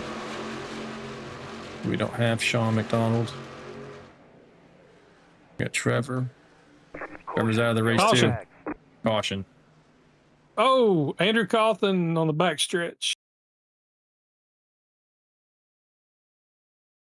See if we can get a shot of it here. Andrew Cawthon's in that Bush machine, that throwback machine here was the Scott. Oh, it's like Scott Roney bounced off the wall. Just knocked him down into the 10 there. Oh, stay off that inside wall. Might be not too bad. Doesn't look like his truck's for it. Well, I don't know. Might be wheel damage there. We did have a camera for him, but he's gone now. Go ahead. Roney was trying to pass him on the outside, and he was just running as high as he could. And Cawthon looks like he may have lost the front end a little bit and just pushed up, and they came together. That's just one of those tough deals because it's hard to pass right there. But I think Cawthon maybe got a little tight getting out of the corner. Yeah, for sure. We got some takers on pit lane. Dylan Bryant, Kelly Kill, Mike Adamson, Tim Pope, Bittner. I'm not saying they're on pit lane, but I don't see them on pit lane. This is not reading. Oh, okay. They're down below the line, so it is showing they're going on pit lane.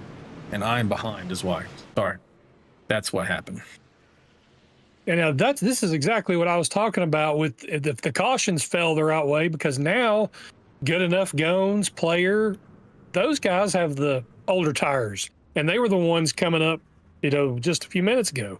Yep. So now these other guys are going to have new tires, but if there's a caution in 10 or 15 laps, then Gones and it's just a seesaw. Yep, it's like Dylan Bryant's first one off pit lane. We got Edith Anderson in chat says, what do the changing numbers mean on the right side? Okay, so on the as you're looking at this, left side's obviously position, like you noted. Then the next number you see is the car number, but on the right side, that's their relative distance between the next driver. So as you're looking at the number one spot of Craig Goodenough right here, right behind him is Chris Gomes, and that number is telling you that there's only a 0.3 second difference in the position of the 89 machine back to Chris Gomes. And then again, back to Andy Player, it's saying it's a 0.86 seconds, 0.9, almost 1 second there. That's what that number on the right-hand side is, Edith. Hopefully I explained that well. Got anything to add there, Ricky? Maybe I didn't catch do it justice. That's correct. You'll see the guys if they're a lap down or 2 laps down, it'll show that too, or out of the race or off the track. Lane. So you'll get to see all of that in addition to the amount of time down they are to the leader. So now, like you mentioned, we got these older tires up front with Craig Goodenough. See back to the top 6 there. So McAdam, Burke, Anderson, Player, Gomes, and Goodenough. Your top 6 are on the older tires at lap 84. Anderson's on 74. Anderson's still out there. He didn't hit pit lane. He's trying to save a set for the end. Then these guys who just went on pit lane, the ones that are going to be coming after him.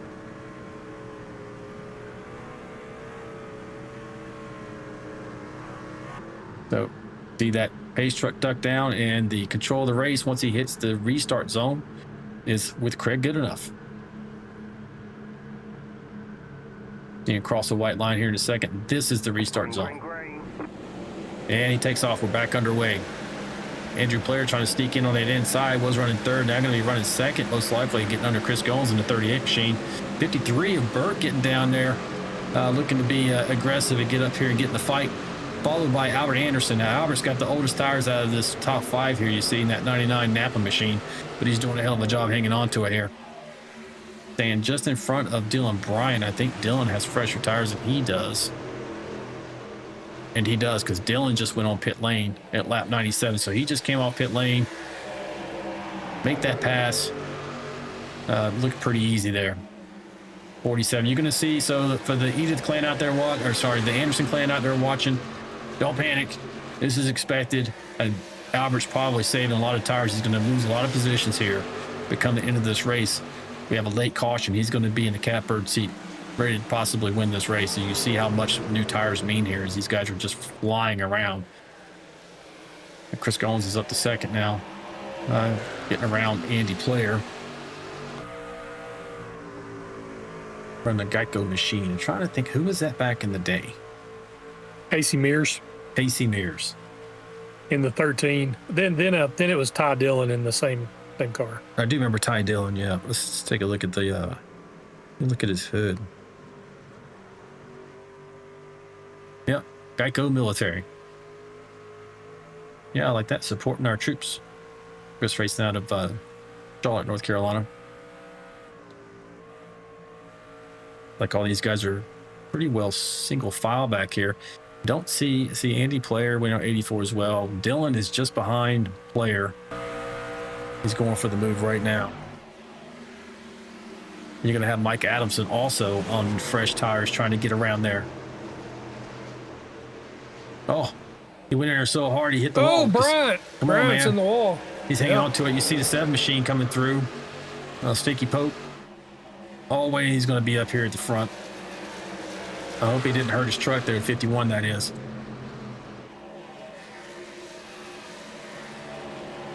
Oh, Kelly Kill hit the wall really hard coming out of turn 2. I do see damage on the right rear of that Man of Steel machine. That might actually just... that might keep him out of victory lane. Move forward up here. We're right on board with Tim Pope. Going to see Tim and Mike now. These 2 trucks are the freshest on the track. See that smoke coming off like ghost smoke there, like it's I don't know, it's anticipating that they're in the wall there. The 88 going underneath the 13 here. Actually, sorry, the 38. 7's going to support him. He wants to follow him through. Maybe yet keep it out of the wall. He does. It'll be something you thought that up 25 positions tonight so far. You got Mike Adamson. Tim started on pole, so he's just going back at the front where he began. Oh, I saw Jeremiah Burke disconnected, and back on lap 104, he made contact with Kelly Kill after he hit the wall, napped back to the right, and just destroyed his truck. I think it blew the engine. Didn't bring out a caution though. He rolled it off the track, but it was toast. Unfortunate. If we can see, is Kelly still on track here? But Jeremiah was gone, but Kelly's not, right? Yeah, no, Kelly, and it happened on lap. Oh, big wreckers upside down. Mayberry, Al Vaught. Don Schoenbachler. Don McAdam. There's no caution. Oh, there it is. Wow. Kelly Kill's destroyed. Here's Kelly along with Kyle Vaught.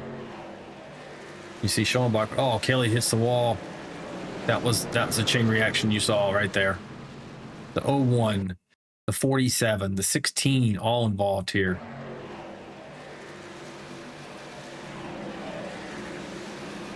Running so 92 scoots through there along with the 81. You see the 47, that white and blue machine. Oh, Dave Mayberry nearly upside down. Kelly's damaged so bad he's going to be in the wall here again. He's missing the entire front fender and everything off of that machine. Yeah, and Kelly and Burke had just had the contact a couple of laps before, so I wonder if Kelly's truck was maybe damaged and he was having some issues. Yeah.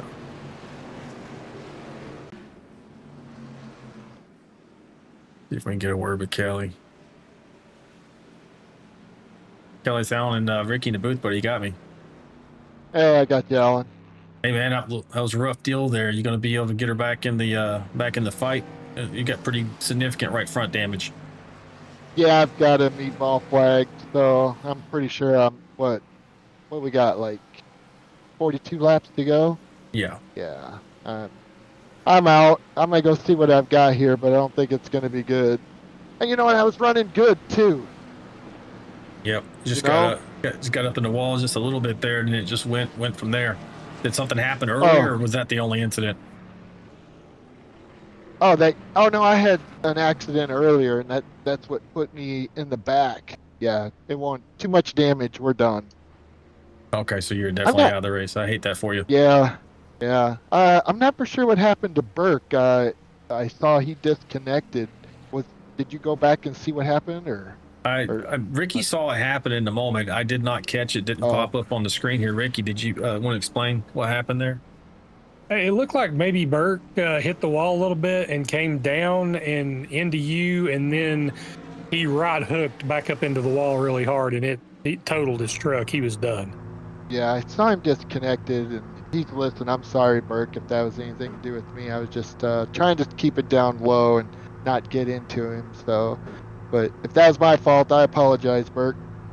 But no, I was, when I ended up being up there in third, and I think we had like 4 or 5 laps before I had to pit, and then that caution came out. I was like, yeah, I benefited from that, but then now, but you see where I'm at now. I'm in the pits. Yeah, we hate that for you, man. Having a good run, but this place will jump up and bite you at any time. We appreciate you talking to us, man. Yeah, thanks, guys. And I think Mayberry's out too. All right. Well, good luck next week. And tell Mayberry not to disconnect. We'll pull him up and get a chat with him when we get an opportunity.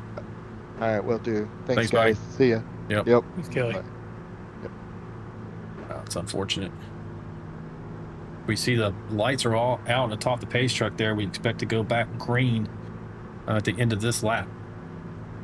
Sitting at like 49 to go. No, 39 to go.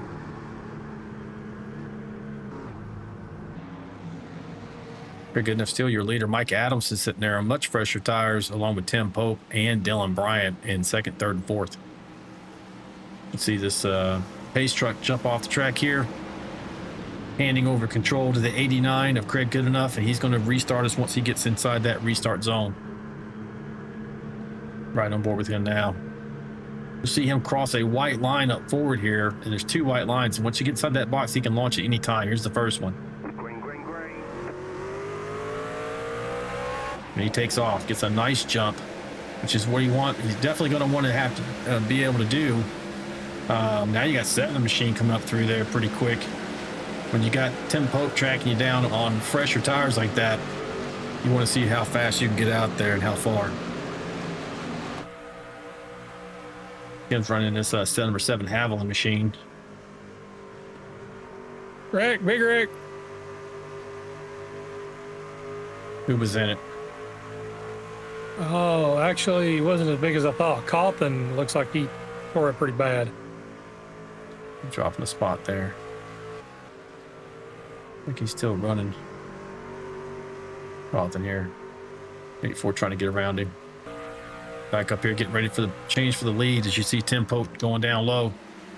Texaco Haviland machine.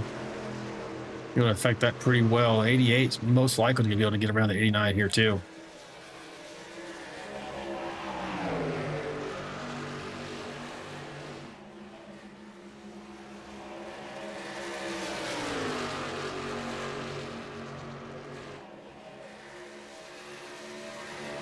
Very nice fight hard because he knows the more positions he loses here, the less likely he's going to be able to get back in this thing, even if there is a caution. Don't even know he's up in the wall there. That's not going to help. 51's down low. He loses that spot too. 51 of Dylan Bryant was able to get around him. Oh, wow. He's Oh, in the man, wall good again. enough is trouble. He's made those tires angry. We need to give a shout out to the Faster Pastor, man. He's in 5th place. I think maybe he just moved into 4th. He is on a rail tonight. He was on Monday too. I mean, this must. We were talking. Maybe this is one of his favorite tracks because he was rolling. Yeah, I don't know if Craig picked up some damage off of that contact, but he hit pretty hard a couple of different times there. Looks like he has affected his speed. Up here on board with Stoney Benfield. Faster Pastor out of Albemarle, North Carolina. I don't know if I'm saying that right. Albemarle. How would you pronounce that, Ricky? Albemarle. So that's probably about right. Albemarle. Okay. I should know this. I'm actually from North Carolina, but just checking. So, yeah, he is rolling. It was like he's catching the 51 there. And he is on exactly the same tires. Let's take a look at the battle box. You see Stoney right there in the middle in the 4th position. He's back 0.6 seconds off of the 51. Let's see if he, in the next lap, if he's able to chop that lead down. He is so far coming out of this corner. Just under 0.6, flirting with 0.6. Oh, under 0.5 now. I mean, he had a tremendous turn 1 there. 0.45. He is catching the 51. He is definitely catching the 51. Yeah, he's making it work for him tonight. Definitely running a fast race, good line. He's stayed out of trouble. Yeah, 51 keeps catching that wall a little bit. Over time, that's going to accumulate, and the cumulative effect of that probably weigh on his speed.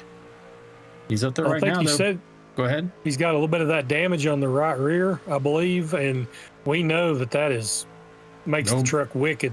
Yeah, That's no bueno. Not good at all. Bueno. I'm questioning all my words tonight. He's down to 0.2. He's gonna be there just within this lap. Probably looking for a pass. We don't need the battle box to see what's going on here. 88 to 51 are a pretty good battle. 88, 51 was able to get around the 88. 88 must have been really pushing. Lost that position to 75 as well. 75 up to third. And it's not like he has a great tire advantage. He is on the exact, he went in on 97. Now, look who's creeping up in here. Albert Anderson. He went in on 109, folks. He's fast.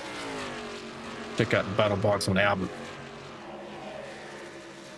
He's 1.6 behind Adamson right now, who's running in fourth. Let's see if he starts to crunch that down. I think he's got time to get maybe even all the way up to Dylan Bryant, but the tires will start leveling out. So I think Albert's got a real good shot to get in the top three if we don't have a caution. Yeah, he is chopping it down. He went from, what was it, 1.6 almost to 1.3 in just that half a lap. Now 1.2, under 1.2, 1.5. He's going to be there. Albert's coming. You can see it right there. Also, you see, looks like Mike Adamson choosing to hit pit lane. Wait, I was just about to say, these guys all have to pit. Albert Anderson and Scott Roney do not have to pit. They're going to be able to make it. And Greg Goodenough, no, George Rincon also doesn't have to pit. So if it stays green, that might be the top three finishers. Yeah, Andy Player also went in on 109. Josh Bittner went in on 109. John Schoenbacher, the closer, 109. So that's probably your top 5 or 6 right there. Yeah, Bittner's a lap down. I thought he got some damage or something. He sat in the pits a long time, so I'm not sure what happened to him, but he's a lap down. Are you sure? I'm showing him at 13th on the lead lap. 23? Okay, well maybe he is on the lead lap. I thought he went a lap down. Looking at the battle box there, it's showing him in 13th, trying to track down Everidge. But yeah, so you go back here, you look at, okay, here's showing the closer, Silver Bolt out of Louisville, Kentucky. He is running right now in 14th, but he's rolling. He was in last at 109. Then you got Bittner. Fast forward a little bit to Andy Player, who's up here trying to get around Greg Klein for the 9th position. He went in at 109. Like you mentioned, George Rincon running 8th at 109. This stays green. These guys are in fantastic shape. Roney right here, he's running right along with Albert Anderson just in front of him. Albert's still closing down. Say Stoney Benfield, he is 3.2 seconds behind Stoney, but you can see that starting to close down, and maybe not at as much of a clip. Well, Stoney's on the same tires with him. No, he's not. No, he's not. Stoney's on 97. I know we talked about this last week, but get your popcorn ready, Alan. If last couple of laps, Scott Roney's been the fastest truck on the track of the guys on the lead lap, and he is tracking down that 99. If he gets by him, Scott Roney may win this race. He may win the Southern 500. If we end up seeing Scott Roney win this race, you know his reaction is going to be incredible. But he came in second at, was it Charlotte? You would think he won the Daytona 500. It was Atlanta? Okay, yeah. It was Atlanta. That's right, Atlanta.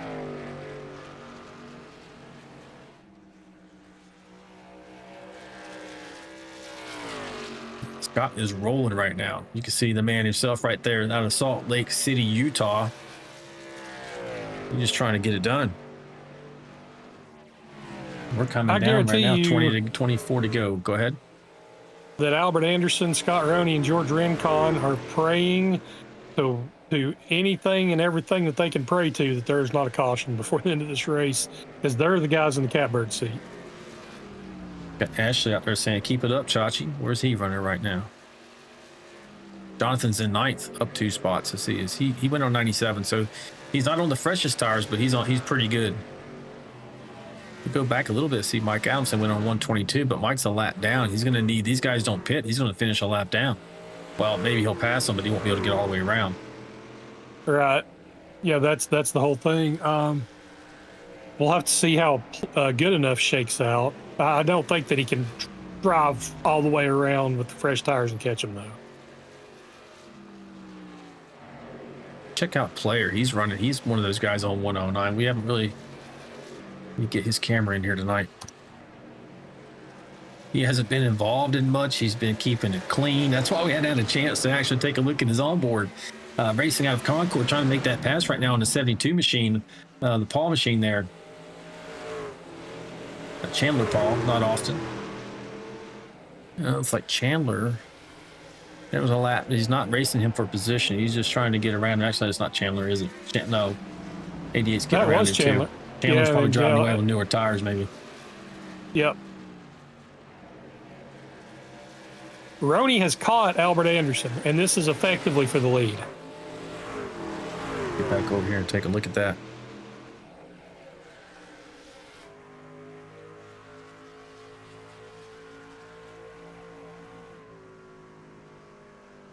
Oh, Anderson's tapped that wall. Oh, there goes Roney. Leader's pit. Roney has effectively just took the lead. If it stays green. And he's focused too right now. He's trying to track down that with Tim Pope's on pit lane in third. He's going to pass him. He's actually going after Dylan. You can see him up there in the background. Tony Benfield's in the lead now. The faster passer was just rolling. You can see on your screen. Go ahead. Did we have 2 first-time winners in a row? Has that ever happened after after we started rolling the VRL in the second, by the second or third season? I don't know if we've had 2 first-time winners in a row. No, we're not there yet, but yeah, we have a definite good shot at it here. You see, Scott's getting down there underneath that 35 machine. Oh, and Schoenbacher don't. Oh, actually, McAdam just ate the wall, but he saved it. There's stuff going on everywhere. Actually, you don't see that wasn't Dylan and Faster Pastor. They are. Benfield's only 0.2 in front of him. That's actually Bryant. Roney's 5 seconds back to second place, but Bryant's up here trying to take the lead right now. It's see me. All the sparks there look like a little bit of net coat on the wall. Dylan racing out of Stem, North Carolina. Dylan was in at 97. Him and Benfield. I think they have to pit again. Oh, they have to pit. There's no doubt. There's no way they're making it.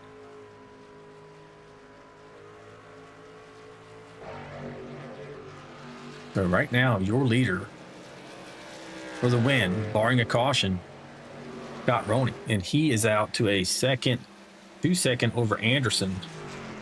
More than 2 seconds. He's pulling away. So the next one back who has fresh tires is George Rincon. You can see he's back here getting past. He would be on the same tire strategy as Scott Roney. That'd be the next one. Well, you got Anderson directly behind him, but I don't know if he's carrying some damage. Then you got George. Then you got Player. Those are the folks right there in the best shape to win this race. Andrew Player, George Rincon right there. Albert, America's driver Anderson in 99, and then Scott Roney up the road here. A few seconds in front of the 99. Benfield on the radio there talking. Benfield must be pitting. Yep, he's hitting pit lane right now. He waited as long as he could. That's the first domino to drop. Question is when would this man hit pit lane? And will they make it another 14 laps under green? Tell us in the chat, what do you think? You think they're going to make it green the rest of the way? Or are we going to get another caution and jumbles this whole thing up? But I just hope it stays green just to see what happens. I do too. I love these kinds of. I love strategy races and see how people take care of their tires. Ashley, I was wondering. I think I heard some apologies coming out of the headphones. Hopefully, they're taming their tempers. I don't know, Ashley. That's not my department anymore. That's Lori's department. Both Ricky and I are broadcasters. So here we go. Go back here and take a look at Scott. Okay, so we've got George Rincon, Albert Anderson making contact. Oh, Just so close there. 13's underneath the 99 as well. And the third, yeah, this could be a podium. Oh!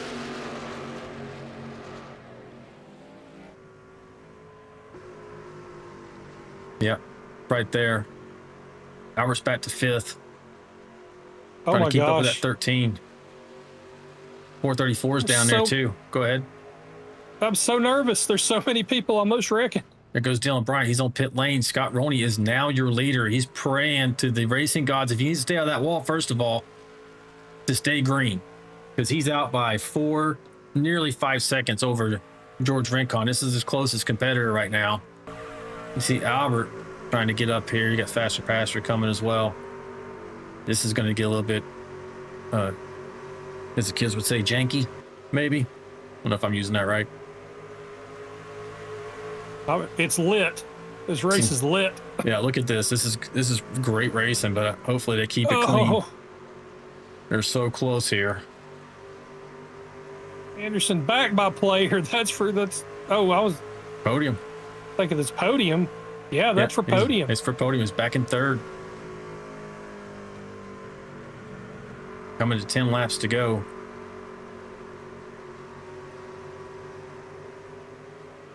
Man, player's really backing out. I wonder if he's having to try to save gas if he thinks he's short. He's at 109. I don't know if he's just Faster Pastor's getting up underneath Anderson here. That's not for position, so it's probably behoove Albert just to let him go. Stay out of the wall, Albert. Dustin Wade's understand. I'm loving it for Scott and the win. Oh, why not get there if we can't keep these two apart? Lori's in there. It's Darlington. Lowell short track racing is temper fueled. Oh, well, that was Adamson. So close. There was almost a wreck with Adamson and Osborne and Bittner. They're banging off each other. Who is that down low? We're gonna hang on to it. 75 Faster Pastor there. Gonna get around the 10.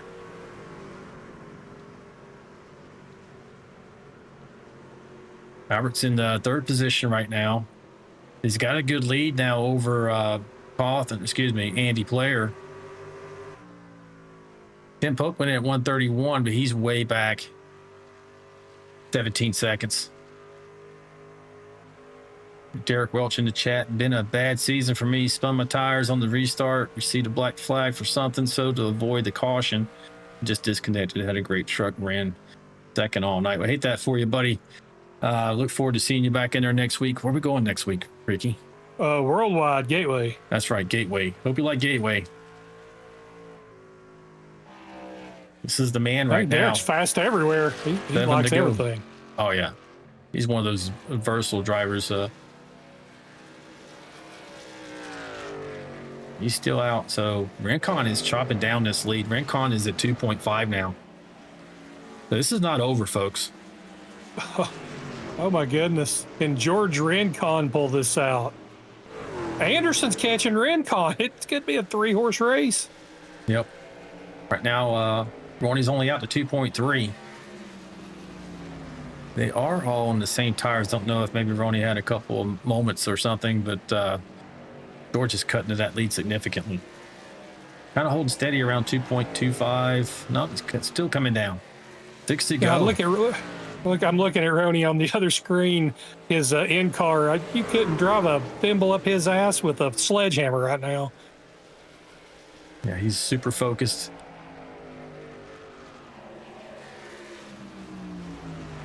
See if he can bring this one home, folks. Rincon's gaining half a second a lap. That's going to put him on him at the end of this race. And Albert is gaining 0.2 of a second on Rincon. They could all three be right together on the last lap. Dustin Wade in the chat saying Rincon is tracking down Roney. Does he have enough left? That's the question.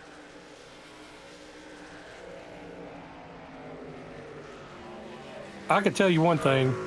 I don't think Roney's going to move over and let him go if he catches him. No, but he is going to be there. I mean, look right now. You can see he sees Roney right now. This is off of the top of the 28 machine. You're looking. I wonder if they're having to save gas. I don't know why that they're both on the same lap. Unless George saved gas at the beginning of the run. That happens. I know George does that. I definitely know that he does that. Oh, Roney's got a pit. He's going to run out of gas. He just called it. Oh, no. Gotta hand this over. No. See him going down pit lane now. Oh, that's why he's catching him. They are. Now, Player had backed off. Maybe he's. Oh, good gosh. Kevin Hunt just hit Anderson. I think they're all saving gas. I don't think this 28 is. Oh, man, he may not be now. I think he played it right. I think Player was saving gas, but now he's tracking back down Anderson. Yeah, Anderson's definitely. It looks like he's saving gas. There's 2 trucks between him and that Goodweiser machine now.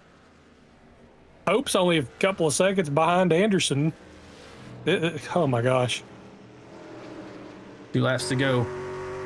1 lap to go right here. This is the white flag lap. Does he have enough gas to make it? That is the question. White flag lap. George Rincon, one of the wild card picks I had tonight. About to win his way. Bristol. I would have too. That's where he won last time.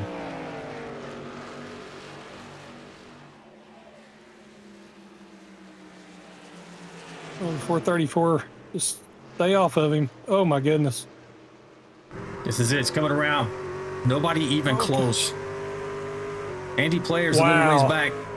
There he goes. Takes a checkered flag. Your winner tonight. George Rincon, that 28 machine out of Cumming, Georgia. Second win all time, I think, for the VRL series. Oh, and Pope got around Anderson for third. Anderson didn't make it. I don't know if he ran out of gas or what.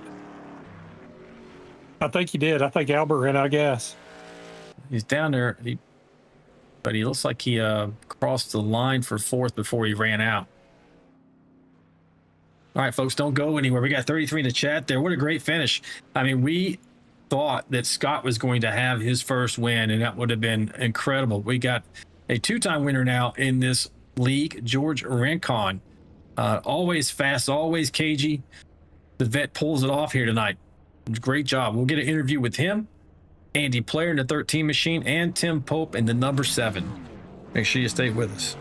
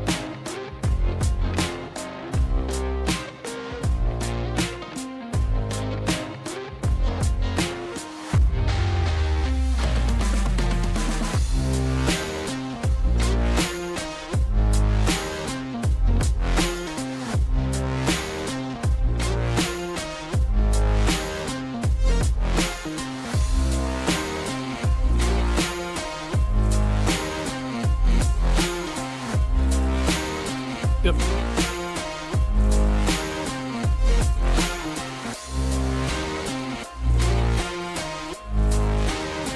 All right, race fans, we are back and we're ready to do your interviews for your podium finishers. We're going to start with third place, Tim Pope, and pull him up in the booth here. The always talkative Tim Pope. Hey, Tim, it's Alan and Ricky in the booth, buddy. You got me. Oh, yeah. Hey, man.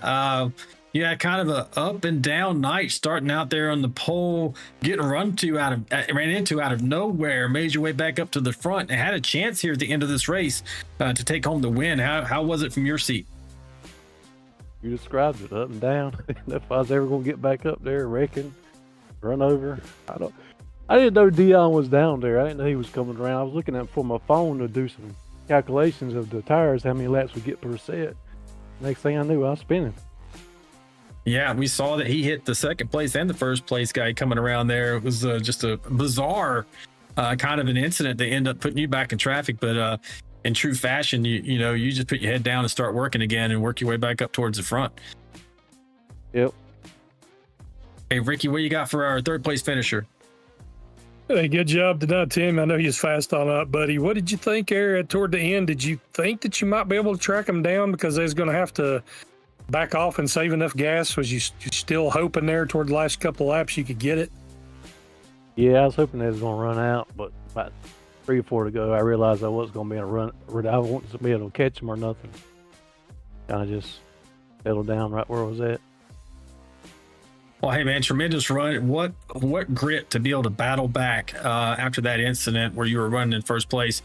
Before we let you go, do you have any shout-outs for teams, fans, or family? Yeah, ADY. You guys are doing good on the broadcast. And Jess and Lori putting on a good league. Well, hey, man, we appreciate you, and great job, and look forward to seeing you at Worldwide Technology. How you feeling about that track? Okay, I guess. I think I've won there one time. I think you've won everywhere one time, Tim, but we understand, buddy. We'll look forward to seeing you next week, see if you can bring home the victory. All right, thank you. All right, man. So that was your third place finisher, Timothy Pope. That man has won about everywhere I can think of. It's easy for me. I've won one place one time, so that makes it a lot easier for me to remember what happened. Right, exactly. Now we're going to move on up the leaderboard here to your second place finisher, Andy Blair. And actually, well, I'm not going to pull that. Can I pull that? Let's see. Yes, I can. We're going to get him on camera, I think. I can find his number. There he is. All right. And we'll pull him into the booth here simultaneously. Hey, Andy Player, buddy. It's Alan and Ricky in the booth. You got me, buddy. Hey, how we doing tonight? Doing great, man. It's like you're doing an outstanding job, too. I love the paint scheme you had going on tonight and brought it home second. Had a chance at the win there. Yeah, George did a little bit better job there. I was just trying to save gas. I came down late there. I didn't take tires. We had so many cautions tonight, which is unusual for this track. So I was kind of surprised that we had so many, but I came down, I saved a set of tires just in case we got one more caution, but I took the gas and figured that was probably the right call, and it looks like it was almost the right call. I just let George get too far away from me. Were you guys having to save fuel there at the beginning of that last run? Beginning, middle, and end of the last run, yeah. I finally turned it on with about 4 laps to go because I had, it was saying I was about a third of a lap to the good at that point. So, and I knew if I really poured the coals to it, then it was just going to drain it down. It was still going to be close, but I think George got through traffic a little better than I did, and just let him get away from me. All right, then. Hey, Ricky, what do you have for our second place finisher tonight? Man, Andy, this was a crazy race to watch. I'm sure from your perspective, it was a crazy race to be in. There was so much back and forth, and people was going to the back and coming back to the front. And then that last run, some guys saving gas, some going all out. How chaotic was it, especially on that last run? I felt like the last one was almost kind of calmer. There was sometimes in the middle there where like we got those pit sequences. We had guys on all different strategies. And I tell you what, it was nerve-wracking through some of that. That last run, it was still kind of challenging because, some guys are on fresh tires. They're running up on you. Some guys are on older tires. I didn't take tires my last pit stops, which might have made me a little bit quicker, but I was really more worried about the gas. It was a stressful night all the way around. But I'm glad I brought this paint scheme home. At least got a good finish with it. This is a paint scheme from 30 years ago, the first internet racing league that I did. So go figure. Well, that's awesome, I was telling Alan about that, the old papyrus days. How bad was your phone bill when we was doing that in the day?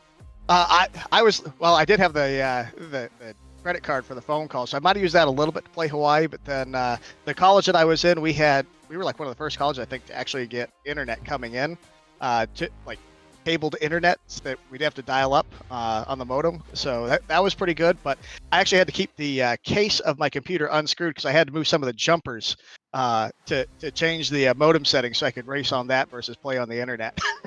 That's awesome, man. The people do not realize what we had to go through to play online. Oh, no kidding. 4,800 baud rate was like that was one of the good lines if you dialed in. You're really lucky if you got the 9,600 baud rate. There's only like 5 of those in college, and you get that, and you stay on it all night. So Andy Player is living proof that men never grow up, from college to now doing the same thing. But hey, man, before still wearing my Davey Allison shirt too. Yeah, so. I know, right? And we're on the same boat with you, man. I'm not throwing any shade at you whatsoever. Oh, I know. So, hey, any shout outs for teams, fans, or family before we let you go? Hey, shout out obviously to my teammates, Team Tang, my wife for putting up with me, for letting me do this in the basement. I mean, this is a hobby like I've been doing for 30 years, and she still lets me do it. So I appreciate her support. Obviously, to you guys up in the booth, you guys are doing a fantastic job up there. Lori for doing doing all what she does for the league, and obviously Maconi Setup Shop. They've been my sponsor now for about 4 or 5 years, so I appreciate their support as well. So kind of nice to kind of do an old paint scheme with a little bit of old, a little bit of new kind of mixed in here. So I appreciate everything everybody does to make this happen. Thank you. All right, buddy. Great run tonight. We look forward to seeing you at Worldwide Technology, or as I prefer to say, Gateway. It's less of a mouthful. We'll see you next time. All right, sounds good. We'll see you next week. All right, buddy. That's your second place machine of Andy Player. We're going to move up to tonight's winner. Should be exciting interview here with George. I don't have actually any kind of a camera for him, so move it back over here. I'm gonna pull George up into the booth. Hey, George, it's Alan and Ricky in the booth, buddy. You got me. I do. Hey, man, great win, great strategy. Didn't see it coming at first. We thought Scott Roney was good to go, winning on the same lap as you did on 109, but apparently was not able to do that fuel savings as well as you and some of the other guys in here did.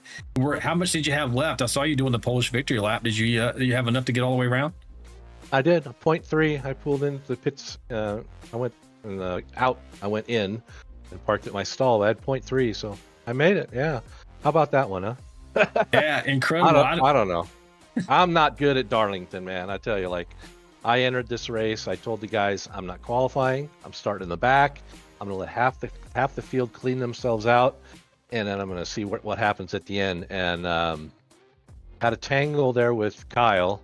I don't know what happened there. I know he was on the inside of me, passing me, but I don't know what happened after that. But we hit pretty hard. I had probably a minute's worth of damage there, and fortunately, a couple of cautions came out, and I was able to fix it up. I still had 6 seconds left in that last pit stop, and I came in, took my last set of tires, fixed the damage, and then I knew I could make it at that point. I figured, because I wasn't fast. So if I had my foot to the floor the whole time like everybody else, I'd have run out. But I just kind of kept watching it, and yeah, sure enough, there it goes. Darlington, I have no idea how I won that. I'm not good here. The track won me this. I didn't win this race. Yeah, we were talking. Ricky was saying, "Hey, if we were going to pick a track for you to win it, we thought it'd be like Bristol. You won at Bristol before, and you've been so strong at these other tracks. But hey, man, you win these all different ways between being fast or being smart on the strategy. And tonight you brought it home with some strategy and the skill set. And I would say I would argue a skill set of being able to save fuel. So you did a great job on that. I don't know if you happened to catch any of the pre-race show, but I actually did power rankings tonight, and I had you kind of down there as a wild card. But you just won your way into the playoffs, man. How's that feel? Well, actually, it feels pretty good. I know I can't win the championship because I'm going to miss a couple here, and probably going to miss Bristol coming up. It's like either race Bristol or help my daughter move. So I'm kind of like, I'm really torn because I love Bristol. I don't usually have a good outcome, but I love running Bristol. So we'll see what happens. But no, that's great. I think it's fantastic, man. Super thrilled. I threw that logo on the back of this truck. I don't know if you noticed it or not, but oh yeah, we saw that as well. I want to let you know before I pass the mic. Lori's in the chat saying, "Hey, so happy for you for Rincon." So you got other supporters out there as well. So great job tonight. And hey, Ricky, what do you have for our champion here at Darlington? Hey, George, good win, buddy. It was good to see you play the strategy just right and make it happen. I guess the main thing I want to ask you is on that last run, there was so much chaos the whole race. and you're having to try to save gas and keep yourself aligned with the other guys that you thought you might be racing with. Like, how chaotic was that to try to just navigate that in that last run? Like I was telling Al, wasn't really that hard, only because I'm not fast here, and so obviously I wasn't in the throttle as most people were, and so I saved a little bit of fuel, but not a lot. I mean, only a couple of laps there, but I was just, like I said, I was racing the racetrack, and I wasn't fast, but I knew that the guys in front of me were. Like, I knew Albert was fast, but I know he was too fast for the late going because he pitted the same time I did, and Roney. He was good too. He was a lot better than I was, but I could see him running too hard too. And I'm thinking, shoot, if I'm gonna cross the line, just barely make it, they're not gonna make it. And so I just left it. And I thought, now, my teammates were telling me, oh man, you're gonna get it. And I said, nah, caution's gonna come out, and I'm gonna get screwed here. So, but it didn't happen. So yeah, I'm super excited, man. I don't know if you know, but I got Asa Tech on board with me now. Switched up a few weeks ago, getting used to the wheelbase, but I love it now. It's a game changer for me. It's a game changer. Yeah, we can see it on there in your hood on the shot we got going right now. But hey, man, great run tonight. Awesome win. What do you have for teams, fans, or family? Well, first off, I want to thank you guys. I mean, for putting on this league. To be honest with you, because I enjoy running it. You guys do a great broadcast. You and Ricky do a great job up there. And of course, Lori, always got to thank Lori. Poor girl. She's done having people complain to her, and I don't blame her really. So thank her for everything she does, and she puts everything together. And all my teammates, of course, Tony, Mike, Chandler, and Anthony couldn't be here tonight, but hopefully he'll be back soon. He's got wife's got some issues, I guess, going on. So thank my wife too. Of course, she lets me do this. You know how that goes. Yeah. So. Absolutely, man. You looking forward to the Gateway next week? No. It's a tough one. It's a tough track for sure. Well, this one was too. So again, that's going to be one of those tracks for me. I'm just gonna race the track. Like I don't know if you noticed, but I let a boatload of people go today. They came up behind me. I said, "Go, just go," because I didn't want to end up in a wreck, and probably been caused by me. So this was just a lucky deal for me. But like you said, you win them all kinds of ways, and I'll take it. Yeah, you take them however you can get them. Watch That's Ricky. Right. He's going to go out there and win next week too. I'll give it a try. All right, buddy. Well, congratulations. Appreciate it. Yeah, man. Congratulations, and we look forward to seeing you next week. Thank you, sir. You guys have a good night. Yeah, you too. All right. That's tonight's winner, the 28 machine of George Rincon. Well, Ricky, crazy one, man. I'm stoked about the finish. It was exciting. We got to see some strategy play out. We didn't expect these to be the people who were going to end up winning this thing. So the great job for them. Oh yeah, man. That was probably the craziest race I've watched, just because I never knew lap to lap what was going to happen, especially at the end. I thought that they could go 40 or 41 laps. So I really thought that Roney and those other guys could make it too, but I guess throughout the race, maybe the guys that were making it 41 laps were saving, and I didn't realize that. So it was nuts to see how it played out. And I thought there'd be a lot of green flag pit stops, and then it really wound up being only that one set at the very end, and it was just for some of those guys. So it was maybe one of the craziest VRL races I've ever watched. Yeah, it was entertaining for sure. And one last check on the chat. Here we got Dustin Wade out there saying, way to go, Rincon. Congrats, buddy.